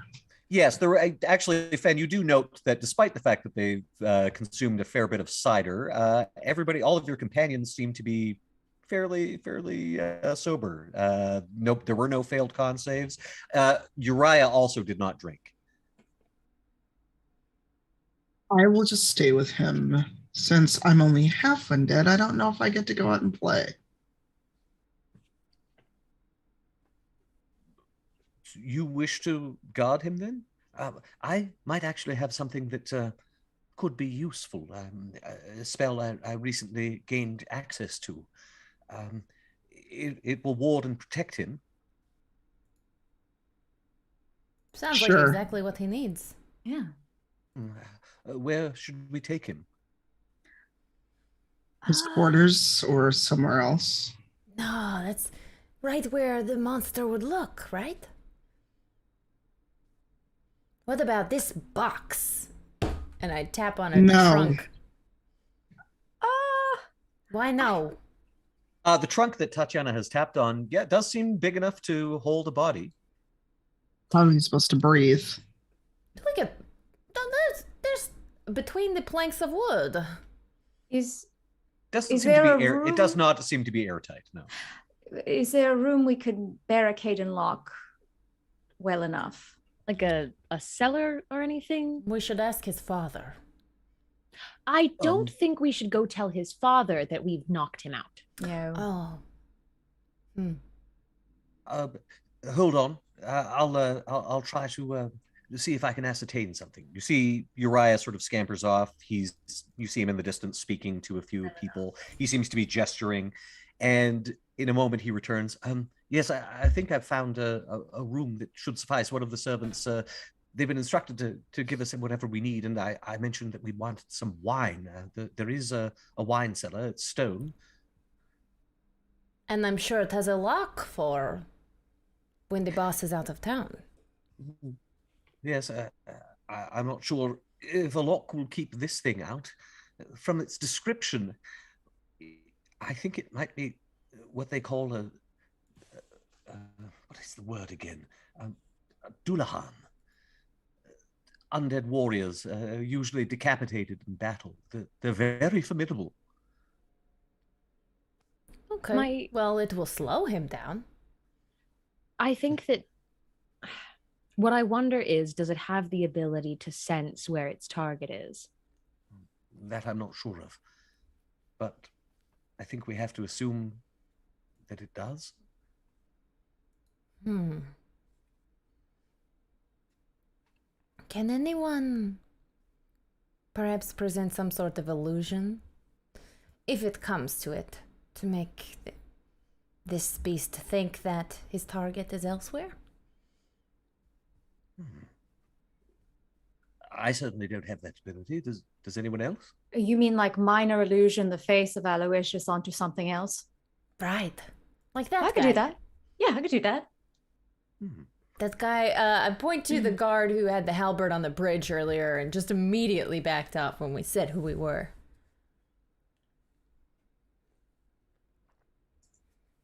I mean, it will only last a minute though, so. But in the right circumstance, if we need it in the nick of time, then yes. You, sir. Would you, can you get in this wine cellar? Sorry, so who are you addressing? The guard that I imagine maybe he's in here. Okay, so you actually, when you poke out, you've got this idea to maybe use one of the guards as a decoy. You do note the guards are no longer at their post, and in fact, most people have cleared out. Where did he especially as go? the sun begins to set. Never mind. Well, still a good trick to have in the pocket. Yes, I agree with that. When you return to the wine cellar, Tatiana, you can see that I'm assuming Desmond probably Desmond has carried the body in, and Uriah is setting up some drawings on the floor. All right, then. He intones a prayer to Ezra. And there, in the center of the room, suddenly shimmering, is an image of Ezra, the Lady of the Mists. Her face is shrouded, but she bears her shield and her sword. There. This guardian will attack anything that tries to abscond with him. I can leave it here, or I can guard him as well. Would you want me to be with the rest of you? Oh, please. Yes. I think that, okay, well, that was for reasons different than battle for Nahara, I think. Well, both, but yes, you're right on that. Against undead, Uriah, you may not consider yourself a warrior like me or like Desmond, but you have powers against undead that could come in very handy. Yes. Oh, of course, yes. I shall certainly use what abilities I have in our defense. We might be in trouble here, and we need you. Of course. The spell will keep him safe. As I say, it will attack anything that comes near. It only lasts for a while, but it should last long enough. All right. Where is the sun in the sky at this point? It is setting as you speak. You think that you probably have perhaps another hour before it's fully set. How long do those seeds take to grow? You witnessed Firan Zalhonen plant one, and it took just a few minutes before it was fully ready to go. Okay, perfect. Shall we go find our positions and plant our seeds? Yes. That sound. We'll go outside under the bridge and we will stand. I realize it's how it sounded now that after you said it. Yep. Because the pumpkins. So what preparations would you like to make in this, let's say, 45 minutes of time that you now have left?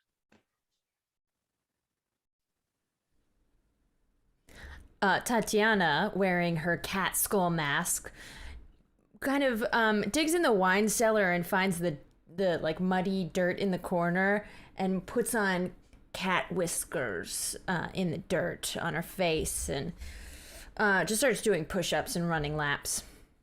Excellent. Where are you going to position yourself? I wouldn't be underneath the bridge, but hidden in some foliage. Or is it just pure water under there?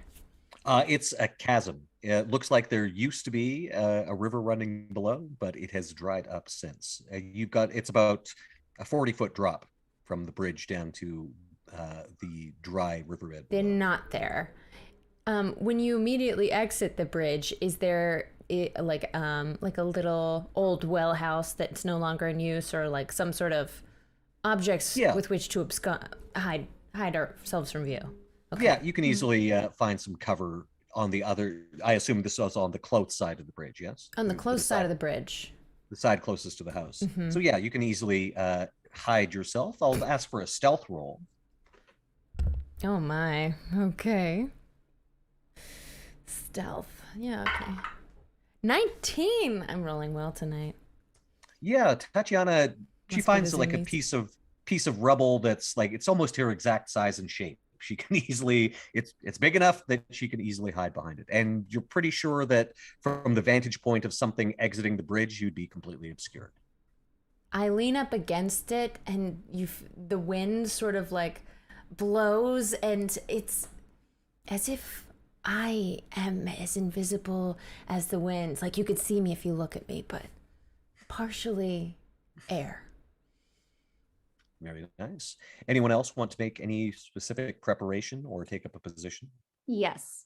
During this whole ordeal, Nahara is going to be humming to herself one of the Witchlight Carnival songs that have been like that you could hear throughout the park, and that will count as a song of rest.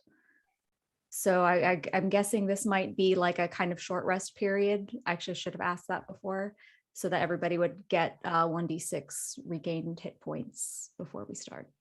Sure thing. Is anyone injured?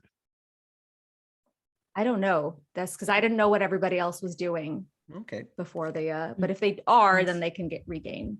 Excellent. So yes, this will be considered a short rest, this period, as you bake your preparations. So if anyone has to recover any abilities, you can do that.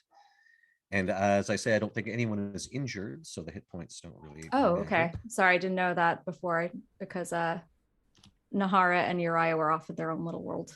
Right. For, All good Not to be since safe. the nightmare lands. That's right. I would like to be kind of poking around the town and speaking to some of the older looking people about if anyone has ever seen any of the spirits themselves. I'm trying to inquire whether it is a myth and they stay inside because of the real danger which we are fighting, or if there are also going to be spirits rising. Yeah, I'm going to say that you encounter an old woman she looks to be an alchemist or potion maker. That seems to be her service, her job rather within this estate. She sort of nods as you approach and as you begin your inquiries regarding the spirits, she's nods in agreement. It's like, I've seen them. I've seen them with my own eyes.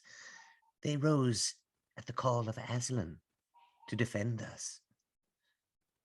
With him gone, who knows? Interesting. So do you believe they might not come this year?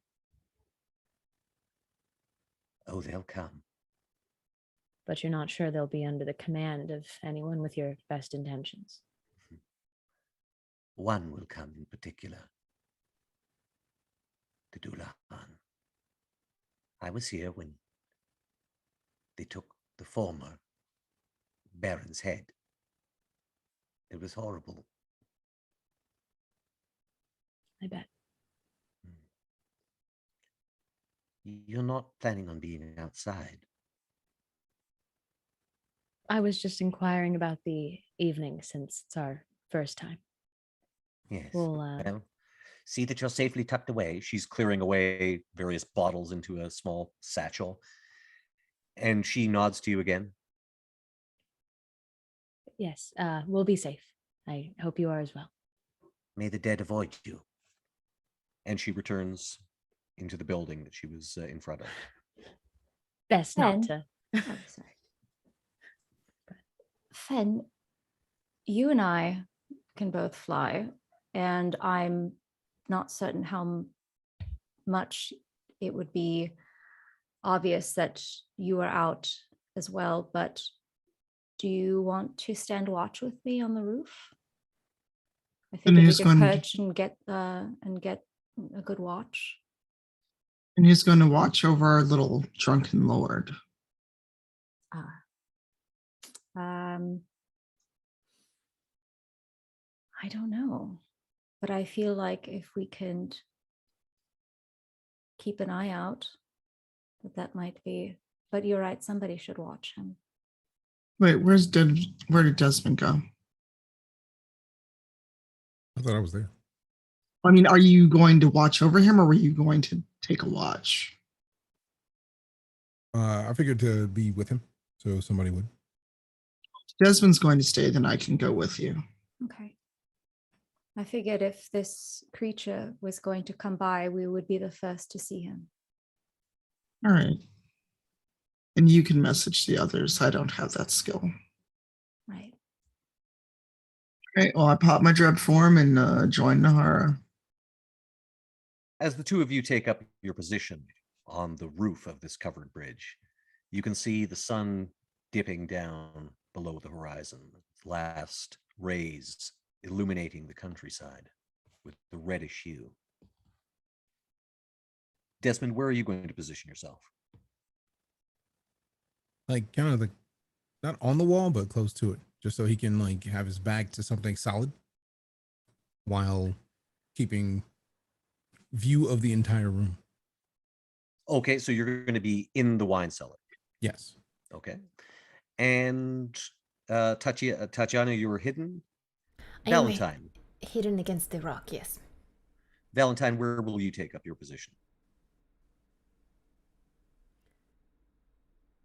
Oh, sorry, you can't hear me. Hello, Sure Valentine. couldn't. Lost my headphone cable. Was fixing that real worries. quick. Hello.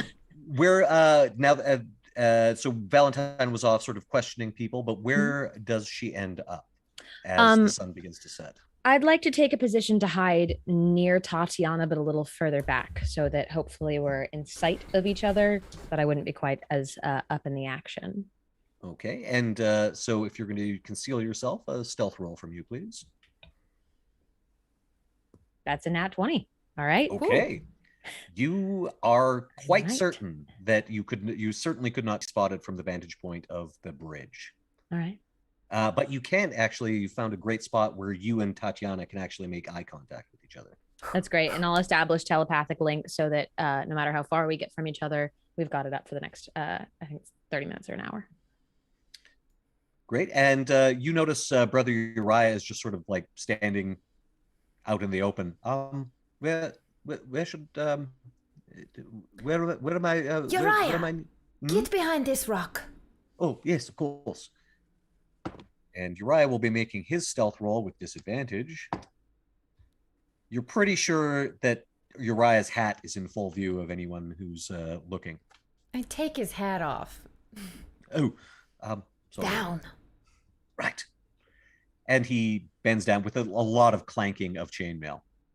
You're not sure that you're thinking that he might be giving away your position. Okay, you know what? I'm going to place you somewhere else, and I'm gonna walk him up to the house, take Desmond, put Uriah and say, "This window. You can cast spells from this window, right? And now you watch. That's our mark. Don't let him die. Desmond, we need you out front." Okay. Desmond, where would you like to end up? Wherever he has the nicest view of everywhere. He wants to be able to kind of just get an idea of anytime something's going down, he wants to be able to make quick work to get there. Do you want to be in the open or do you want to try to hide? Definitely some sort of hiding, like a mix of both, like kind of in the shadows. Sure. Give me a stealth roll to see how effective you're in the shadows bit. Now I'm wondering if I should use. Now let's try. 8. You think you're pretty well hidden. You think so. It's like, probably. You do have a good view of everything, though. So, as the sun sets, you hear the slamming of the last few doors as people who are still outside quickly scamper to the nearest place. Some of them drop what they're carrying as they realize they've let themselves get caught outdoors, and you hear bolts and being slid and bars being put across doors, and then everything is very silent. Call of the occasional night bird and the wind through the trees. And then in the distance, the faint sound of hooves, not coming at a gallop, but at a slow and even pace. Perception roll from Fen and Nahara from their vantage point. Oh, good. I get advantage. 17 for me.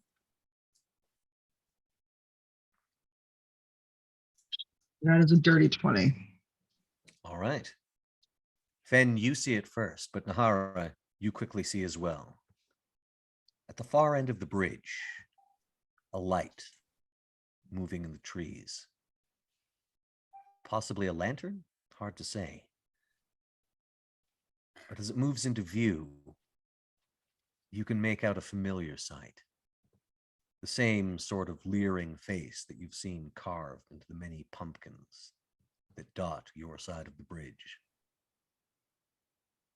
And yes, the sound of hooves, which now pick up their pace into a slow trot. And this horseman must cross this bridge, yes, in order to get to the manor. This seems to be the route it's taking. Fen, why Yes. don't I am going to plant one of my pumpkin seed at the other end of this bridge, and hopefully that'll keep him off for a while, enough time for me to go warn the others. What about quick out of character? Nahara has Eldritch Blast, right? Oh yeah. Oh, I wouldn't say I wasn't going to fight him. I just said I was going to plant him. And No, I was thinking Eldritch Blast the bridge. Oh. The bridge, as mentioned, the actual bridge part of it is stone. Oh, well, never mind. Yes, that works. I mean, it's a very good thought. I just don't know how powerful it is against a stone bridge. I wish it was. But I could plant my seed at the end of this bridge, or at the beginning of it if he hasn't crossed it yet. But it does take time, so I would assume that at the other end would give it enough time to grow. I like that idea. Do it. I'll go down and warn the others. You will go. Okay. Then I'll stay here and fight it off as much as I can before it gets to you. All right. So Nahara, you're going to go to the side of the bridge that's closest to the manor house. Yeah. Okay. And plant, just sort of use your finger, force the seed into the ground. And then you're going back to your original position, which is about halfway down the bridge.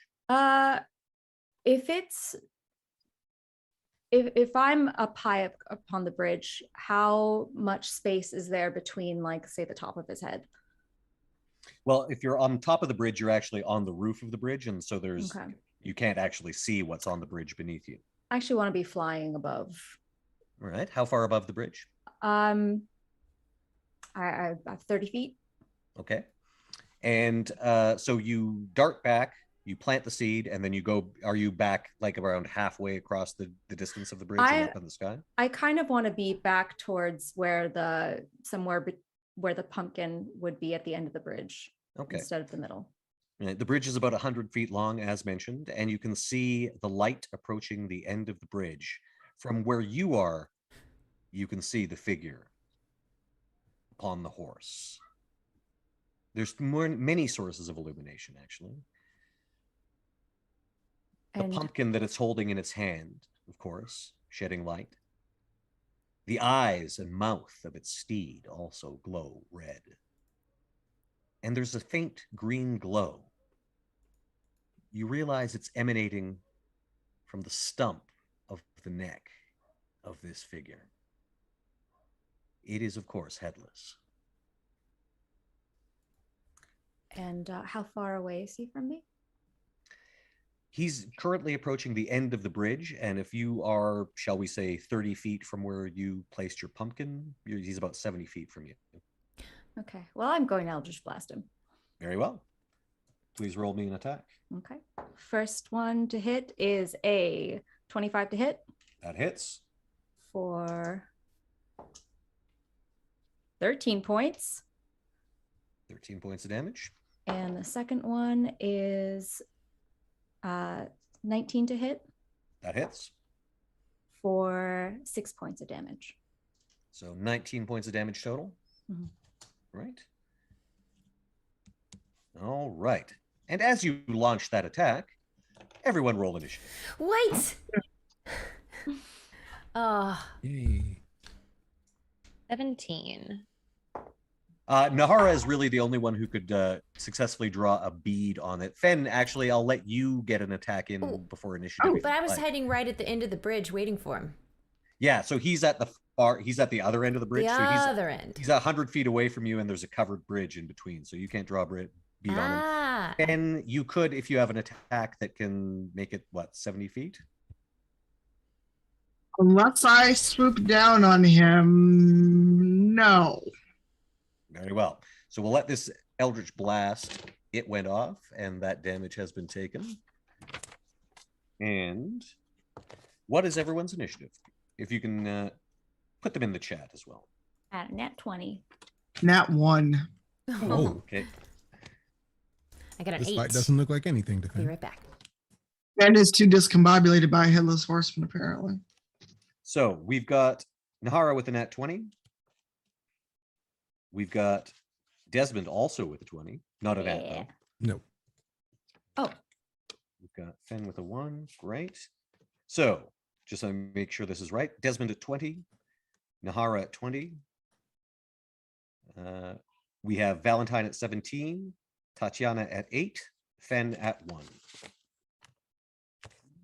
Uriah in there. Okay.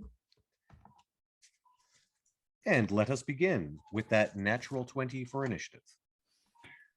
I'm going to swoop closer 30 feet so that he's within range, and I'm going to hit him with a witch bolt, All right. which is a dirty 20 to hit. That hits. So before he enters the bridge, you're able to get another spell off. And you said you flew how much closer to him? 30 feet. Okay, so you're basically 40, you're over the bridge, 40 feet away from its mouth, which he is about to enter.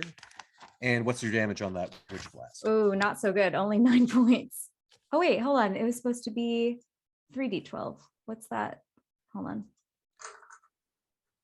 Now your Eldritch Blast is force damage, of course. Yes. Oh, wait, it did roll. Hold on. I'm going to go back to the log for my original No 9 worries. points of So damage. that is 9 points of lightning damage. with the witch Not bolt. rolling digital dice anymore. Just to check in, that's Witch Bolt does lightning damage, is that correct? Yes, it does. Okay, so as the lightning the Witch Bolt fires from your fingers, and the lightning plays across this black armor that this figure is wearing, you note that it sort of fizzles out. It doesn't spread across his body like it normally would. Oh. So you suspect, given your experience as an adventurer, that he might be somewhat resistant to lightning Oh, damage. no. And Desmond. Oh, Hi. sorry. Any bonus actions or anything else that you would like to do, Nahara? You've already used your move. Yeah, you know what? But I did hit him. So with Form of Dread, there is a thing that it does. So it has to make a wisdom saving throw. He needs a wisdom save. What's the difficulty? 14. Whatever effect that was going to have, he does not seem impeded. Okay. He seems to have made whatever requisite save. Interesting. Let's go over to Desmond. How far am I from my vantage point to where he was blasted at? He is at the far end of the bridge, so there's 100 feet of bridge, and then there's about another, I'm going to say 30 feet between you and the bridge. So 130 feet away. Yeah. So nothing this turn is what Yes. we're saying. So You I'm going to go closer. You did specify that you wanted a vantage point where you can see Yes. everything, so you can actually see right down the bridge, and you see him come into view, the glowing pumpkin in his hand, and you can see him begin to break into a gallop. Was there any other? You're just going to hold an action essentially. Yes. Okay. And what are you holding? An attack or? I think I'm gonna hold a longbow shot. Great. What? When do you want that to activate? Range is 150, so I think I want to wait until he gets at least half distance from where he is now, because 180 is too far. Desmond doesn't want to. He can make the shot. He just doesn't want to take that chance. Okay, you bet. So basically, you're waiting until he's in range, and as soon as he is, Yep. you're going to lose that. Great. Technically, he's in range now. If he's 180 feet, it's not. It's Yeah, just but far, just outside of range, but yeah. at So least you're 150 and 600. So like you're one waiting of until those. you're not at disadvantage, essentially. Right. Okay, sounds good. Valentine.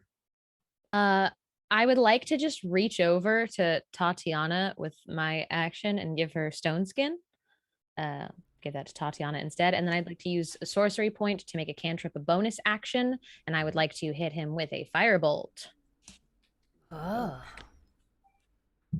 In theory. I'm saying that yes, you could lean out from your cover. It's probably going to blow your cover to actually launch a fiery thing at him, so he will know you're there. Nahara's already landed an Eldritch Blast on him, right? Or a shot one down. Yes. He And knows what's happening.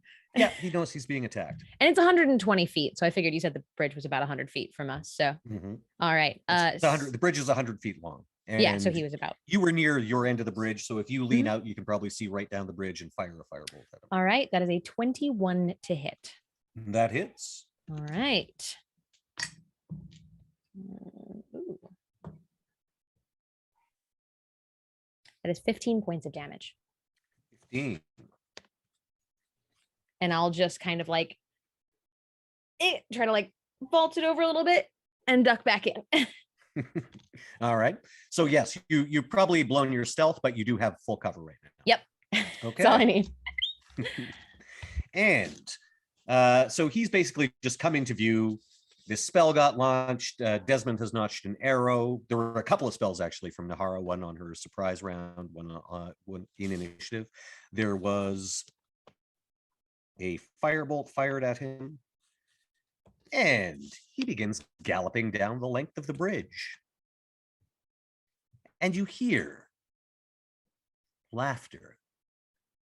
It's weird. It seems like it's coming from a long way down a pipe, but it bubbles forth. And you can see this eerie green glow from the stump of this thing's neck flicker as the laughter booms out.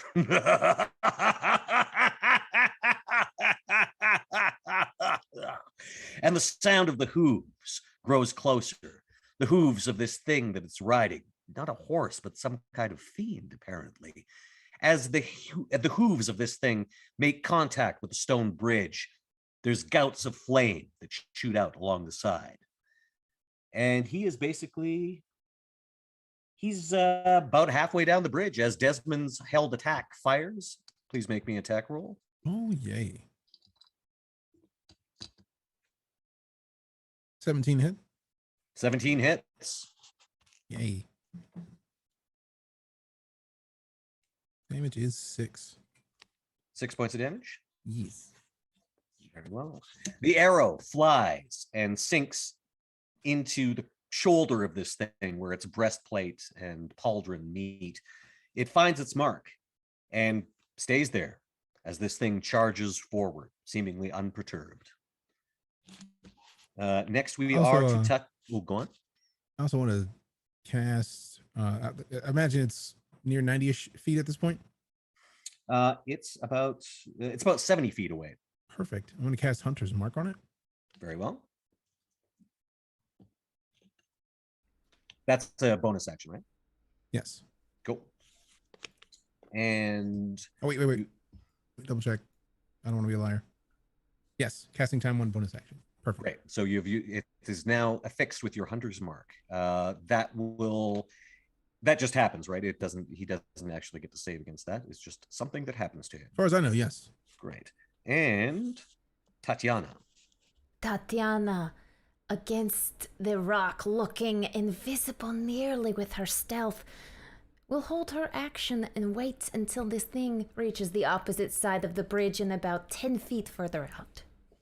Great. But will, maybe as a bonus action, put this seed into the ground at her feet and bury it. Yes, I would say so. I think that will work just fine.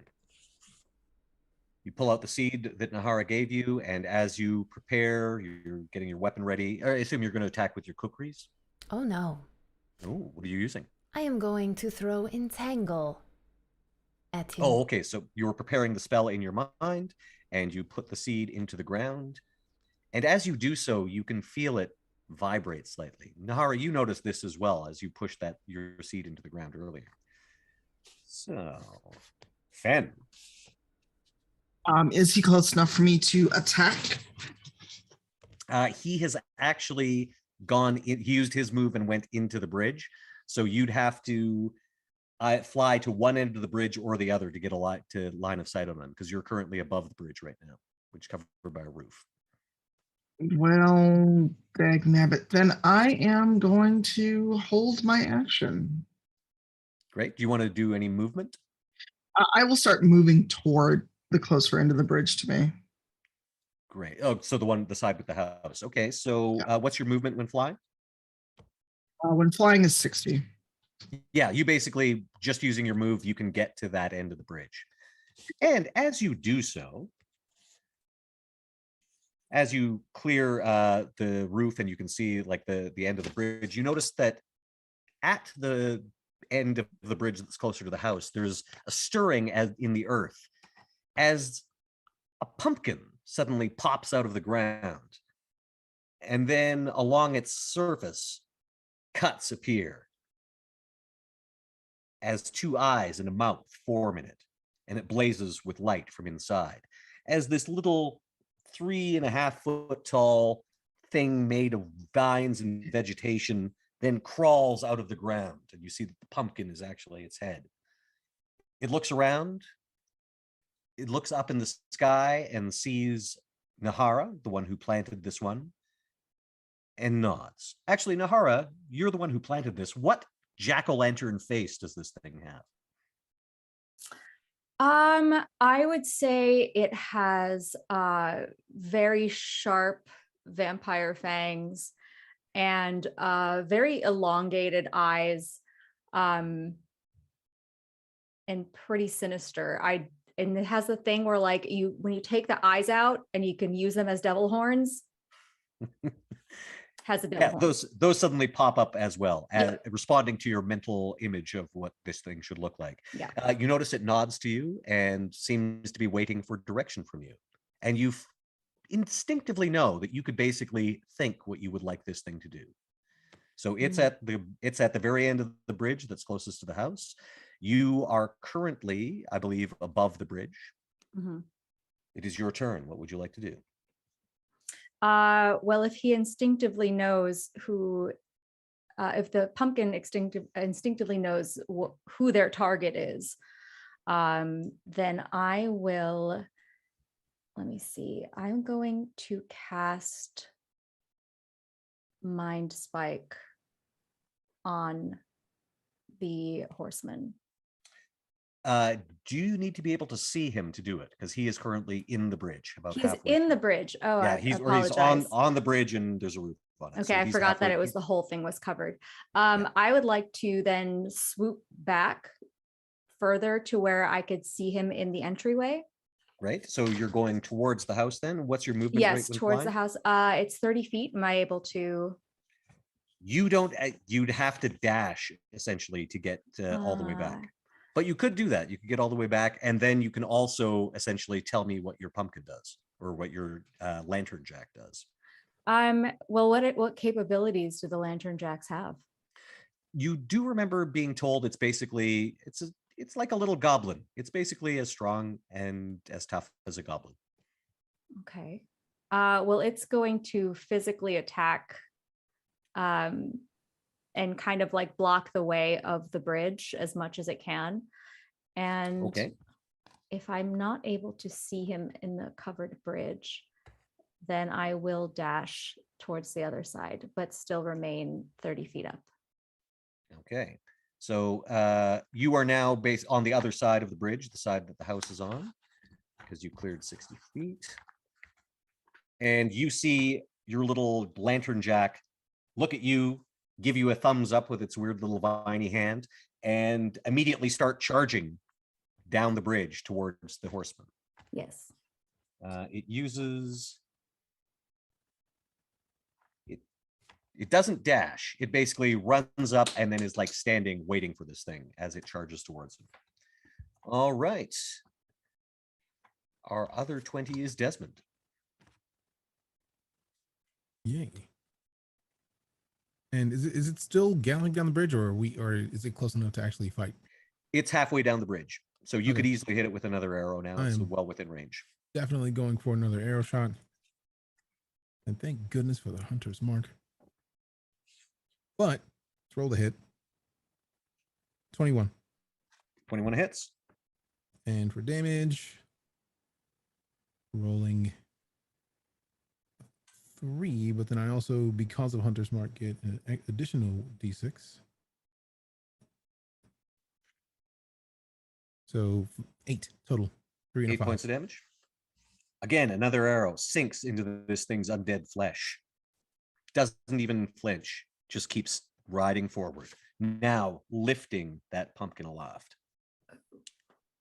Well then. Can I use a bonus action to plant the seeds that I got? Yes. Yeah, I think we've established that's a bonus action. So Just checking. you Perfect. fire your arrow, swiftly dip into your pouch, press it into the ground beside you. I want a little thumbs up, dude, that goes to fight stuff. And we're on to Valentine.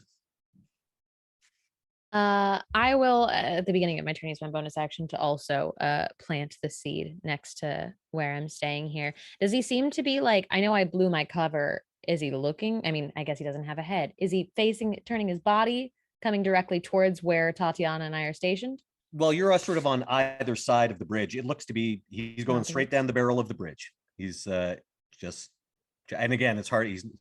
Hard to tell where he's looking because there is no head. Yeah. I was, I guess, I suppose, relying on shoulder pivot at that point. I'm going to say Valentine is a student of body language. He looks to be just going, he's making a beeline. He's going straight across got that somewhere bridge. to be, and I hate that. I need him to not do that. So, we'll see if this works. I am going to, I'm going to attempt to cast Calm Emotions. Very well. So that is a charisma save. And So I'm it's just saying, a he charm can't even effect. smile. It is. It is a charm effect. I'm going to save you a spell slot. Yeah. You're pretty sure as an undead thing that doesn't have a head. Got it. Yeah. All right. Well, then I'm just going to step out of my cover and I am going to hit it with another firebolt. Very well. Roll that attack. That sucked. What did you roll? I've got a 13 to hit. You fire the firebolt and it streaks straight towards this thing and bounces off the breastplate. It's wreathed in flames, but you don't think you did it any damage. I'm going to stay out of cover and see if I can get its attention. Very well. So you're waving at it? Yeah, I mean, I know I've already taken my bonus action, so I don't expect to be able to do much in my 2 seconds. So I'm just staying out from where I cast my firebolt. You're making yourself obvious. Yeah. And you're somewhat in its path. Okay. Over to 8. I believe that was Tatiana. I think first this headless creature will move forward. But I'm still holding my previous action. Yeah, so it hasn't acted. Oh no, I'm sorry. It does act. It acts before you. So it closes the distance. It bursts onto the other side of the bridge. It is now just essentially exited the bridge. As it It's on. does, I would like to cast Entangle from my previous round. That is your held action, so that fires. And It's what a does it strength need to make? saving throw. Strength. Okay. But you're trying to entangle, let's face it, the nightmare that it's riding. I was Yes, gonna say, the beast it's riding, fiend, but- the fiend beast it's riding, and it goes on the ground in a 20-foot range. So I want both the beast and the rider. Okay. Oh, I'm sorry. I have forgotten one thing. Because as it is charging towards the bridge, the lantern jack gets an attack on it. Yeah. Basically, the little lantern jack lashed out at the legs of the nightmare as it was passing it by. And was trampled underfoot for its trouble. Oh, Looks like it might, it tried. It sort of hit it and then got stepped on, and the nightmare continued on its way. So, okay. And now this is a strength save for the nightmare. yes. Beat a 13. The vines spring up and immediately wrap themselves around the legs of this thing. But the unholy strength of the nightmare snaps them as if they were dried twigs. They're sent flying in all directions. Does that patch of ground stay as an entangle zone for as long as you concentrate? Yes. Okay. You can see that it has cleared that. It is not impeded currently. I dropped this spell. And now, what's your actual action? Because that was your held action. Is he just moving forward and does nothing else? Yeah, he looks to be charging forward right now. I will take this moment to look up to the sky and call upon the forces of nature within me, the air itself, as I shoot it with a wave of thunderous force. And I cast Thunder Wave for a con save of 13. And this will affect both it and the horse, I assume, right? Each creature, yeah. Okay. Well, the nightmare made it, and this is con, you say? Con. What was the difficulty? 13. Okay. As it's hit with this thunder wave, the horse keeps going. He does not. He is blown off the horse. Oh, the horse is going to It take... lands. Oh, yes. How much does the horse take? Oh, it's 2d8, but it was 5. So 5 for the nightmare. Yeah. Okay. That's it. So 5 for the nightmare, but he was also within the field of it. So how much damage does he take? On a failed save, takes 2d8 and is pushed 10 feet away. On a successful, it takes half and isn't pushed. Okay, so yeah. horse takes 5, he takes 10.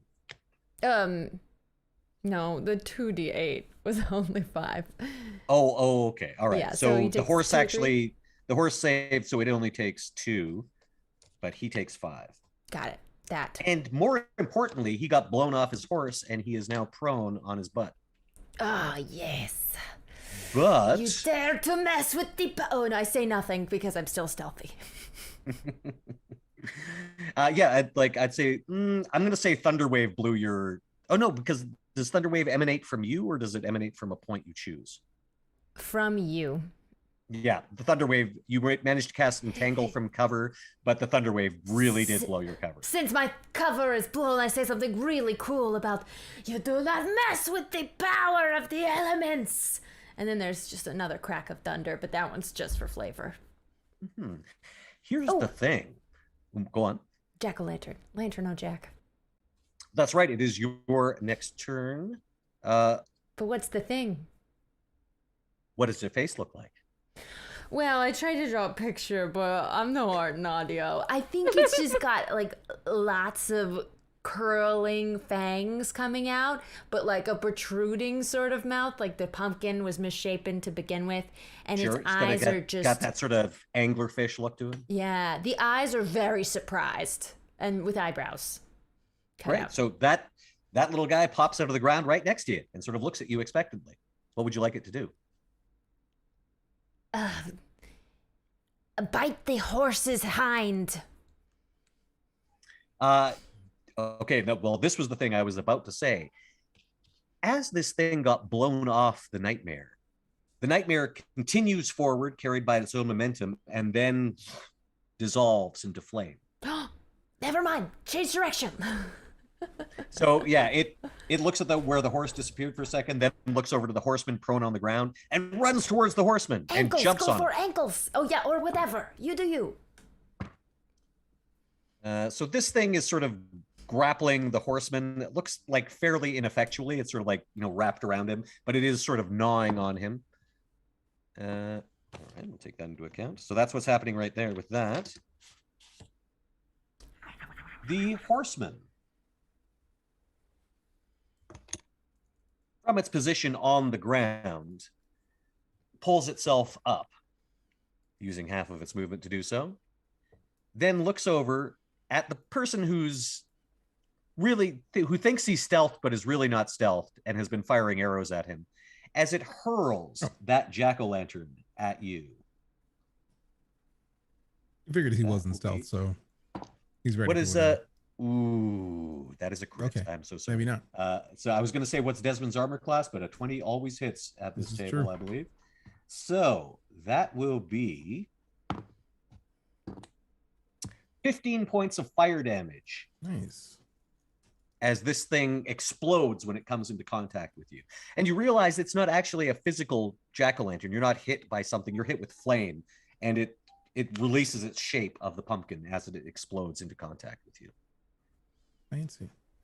All right. We're over to Fen. If I can get to our headless horseman, I will, if I can, use my held action. No, I used it to move. I will take my 2 attacks on them because they're still prone, correct? He already had his turn, so he used half of his movement to stand up. So he's no longer prone. Okay. I'll still attack him. He does have a little lantern jack wrapped around him that seems to be biting him on the ankles. Oh, I wasn't going for the ankle. I was going for the heart. Very well. Oh boy. Does a 16 and a 15 hit? The 15 does not. The 16 just does. Okay. Well, hopefully I can do some decent damage. That is 8 points of damage to our angry little headless horseman. 8 points of damage. What weapon are you using? I'm using the longsword of vengeance. Your longsword bites deep into this thing's back as you come up behind it and slash it. The cloak that it's wearing is tattered. No blood, of course. This thing is an undead beast. But you do think that you've done a little damage to its structural integrity. Huzzah. And back to the top with our natural 20. So Nahara loves her hero moments, but it would be very like Nora can't not do this right now. So Nahara looks over at Tatiana, gives her a wink as she casts Phantom Steed. What? And this phantom, spectral, undead looking horse comes galloping down towards her, ready for her to ride it. Just as you described it to Firan Zalhonen. Is it my birthday? Yes. And you think you hear Firan Zalhonen's voice in your head. This counts. This counts.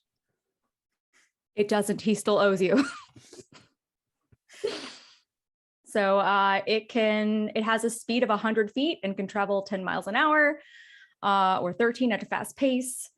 And it's there for an hour. So you can trample him. You can do whatever you want.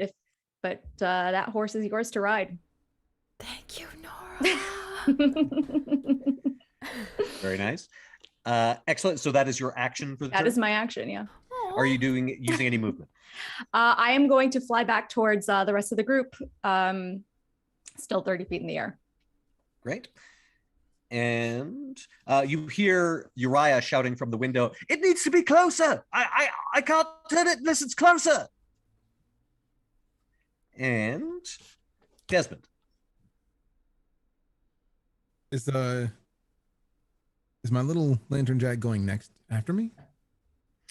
It basically on your turn, it sprouts out of the ground. What does its pumpkin face look like? It looks like if a pumpkin could have a snout and wolfy features, it would be the wolfiest pumpkin that ever existed. Okay, so it's sort of like at Mickey's Not So Scary Halloween Party where they Kind make of. Mickey Mouse out of pumpkins. It's like that, Kind but a of. wolf. It's Okay. like that, but a wolf. And it's got like little like pumpkin seed teeth coming out of it. Oh yeah, yeah. It would Out of its it would mouth? definitely, if there was a pumpkin carving contest, this would totally win in the creative category. Definitely. So this thing has popped out of the ground next to you. You can also dictate what it does this turn. I want it to run straight at the chest of our headless enemy and just kind of like take a dagger, stab it in the chest with like, I don't know, a pumpkin, like a leaf dagger. I don't know, whatever it wants to have to stab. I mean, or do you bite have a or- dagger? You could hand it a dagger as it I mean, I runs away. could. Here, have Yeah. it. Go do the Yeah. things. It, takes the dagger from you. Same thing, thumbs up, and runs towards the horseman. I think it can make it to it. Yeah, it doesn't need to dash, so it actually gets an attack. And look at that. This thing jumps up on it and is trying to look for a fleshy place to stab it. It's wearing armor, so it actually just stabs it in the neck stump. And actually does a little bit of damage. Okay. Nice. All right. Real nice. So this thing is currently, it's got one lantern jack wrapped around its leg, biting it. This other lantern jack is sort of like clambered up on its shoulders and is stabbing down on the little neck stump. And what is your action? Oh, my action? Still kind of mad about that fire. So immediately. You could close with it for close combat if you'd like, if you want to melee. Oh. Right as the little pumpkin starts stabbing it through the armor, Desmond just Some more. and changes. And just immediately grows to near double his size, just massive, and he's just Come and get me if you're ready for it. he's kind of like taunts it backwards closer No. to the building. Okay, Brother so Uriah now, is. is changing an actual action for you, or No. Okay, yeah. So you just That just turn, happens. and so you're not actually attacking. You're just trying to lure it towards the building. Yes. Great. Okay. And we are over to Uriah. You all notice from the direction of the building that Uriah is in, a little lantern jack starts running up. It's just got a very simple sort of smile with like one tooth and round eyes. It's a very innocent looking pumpkin. And it also charges to join the battle. Okay. And it is actually dashing. So it's just getting up to where the horseman is right now. So there are currently 3 lantern jacks. And you can see, Nahara, the one that got trampled, is actually dragging itself towards the horseman. That's my it boy. looks- yeah, it looks like it got pretty pulped, but it's still active, and it looks to be, it's getting there. It's getting close to it anyway. All right. Fan. I'm gonna try to go in and finish this thing off because I'm annoyed that we have to go fight a headless horseman. Look, I was Long Sword of Vengeance. yes, Right. and those dice are going to dice jail because one failed me last time. Oh, that's so much better. That is a 22 and a 16. Both of them hit. Right. What is your damage? A 9 and 6, so 15. 15 points of damage total. Okay. Back to the top. Nahara. Can I see him from my vantage point at this point? Yes, yeah, because he's exited the bridge. Cool. And Great. the nightmare vanished in a gout of flame as soon as he wasn't on its back anymore. He's currently being swarmed by these lantern jacks. I'm gonna hit him Two with a of them- firebolt. Okay. Firebolt. Mhm. Roll your attack. That is a 17 to hit, That hits. and that is 10 points of fire damage. Yeah, you do think that fire does seem to be effective. It's not being resisted quite the same as those lightning attacks were. Well, sticking to it. Any other actions or movement? No, I'll stay where I am. I still have a concentration up for the steed. Very well. Desmond, over to you.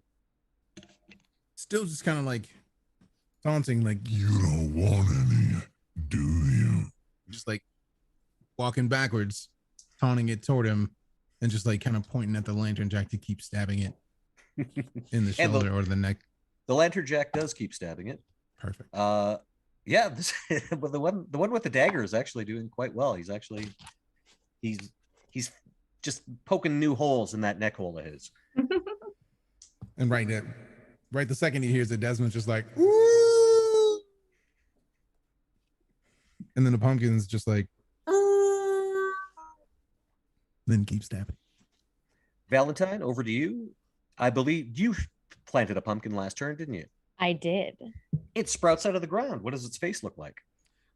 It has rounded eyes, and all of its features seem to have stitch marks, as if it's kind of stitched onto it. It's got almost a like Sam? skeleton-y kind of mouth. Oh, or okay, trick yeah, or I get treat you. kind of. Mhm. Yeah, so it looks a little more like scarecrowy.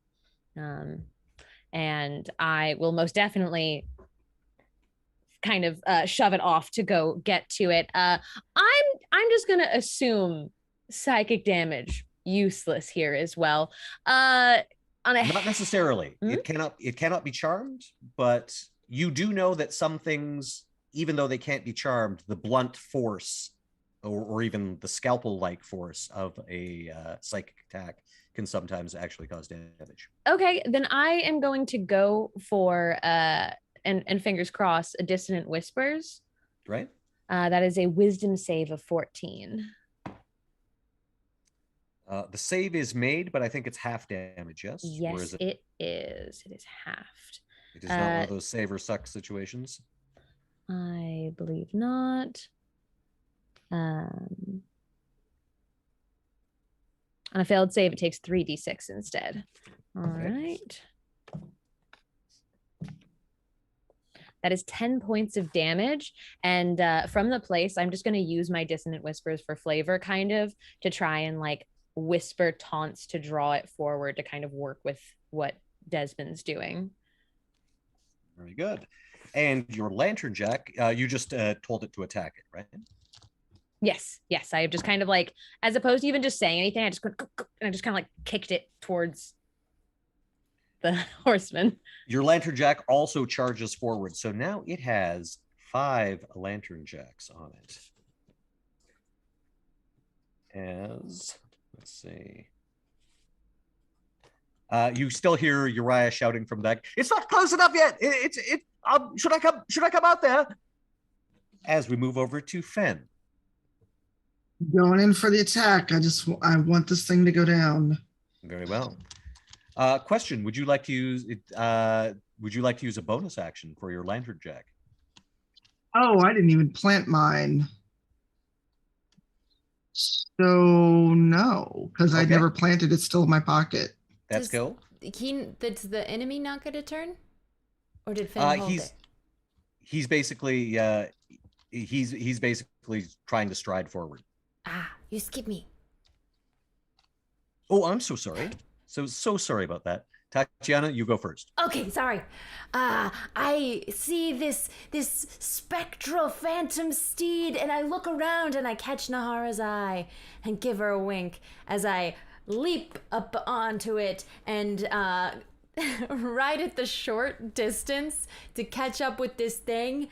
And I want to pounce from the horse on to the headless thing and cast primal savagery as my teeth grow long and yellowed, as do my nails, and not even animalistic, more of like a witch this time, like an old withered hag, but my body is still super fierce.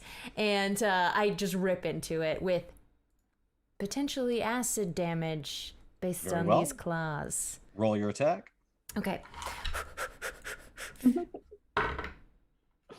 Dirty 20. That'll be double damage. Okay. Or no, 2d10. sorry, dirty 20. No, so just normal damage. Okay. We're gonna do 10 and 8. 18 points of acid damage. This thing hisses and sputters as the acid from your claws begins to eat into its undead flesh. Van, over to you. I'm just going to attack it. That is a dirty 20 and Hit. only a 13. The 20 hits. And that is a whopping 3 points of damage. A hit nonetheless.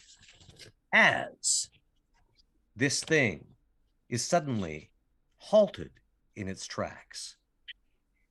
As the lantern jacks that are swarming over it suddenly coalesce together, forming into a huge shambling creature with 5 jack-o'-lantern heads atop it. It envelops this thing and runs towards the edge of the cliff. You see it go over. There's a burst of flame. And neither of them exist anymore. The moon is in the sky as the mists rise once more.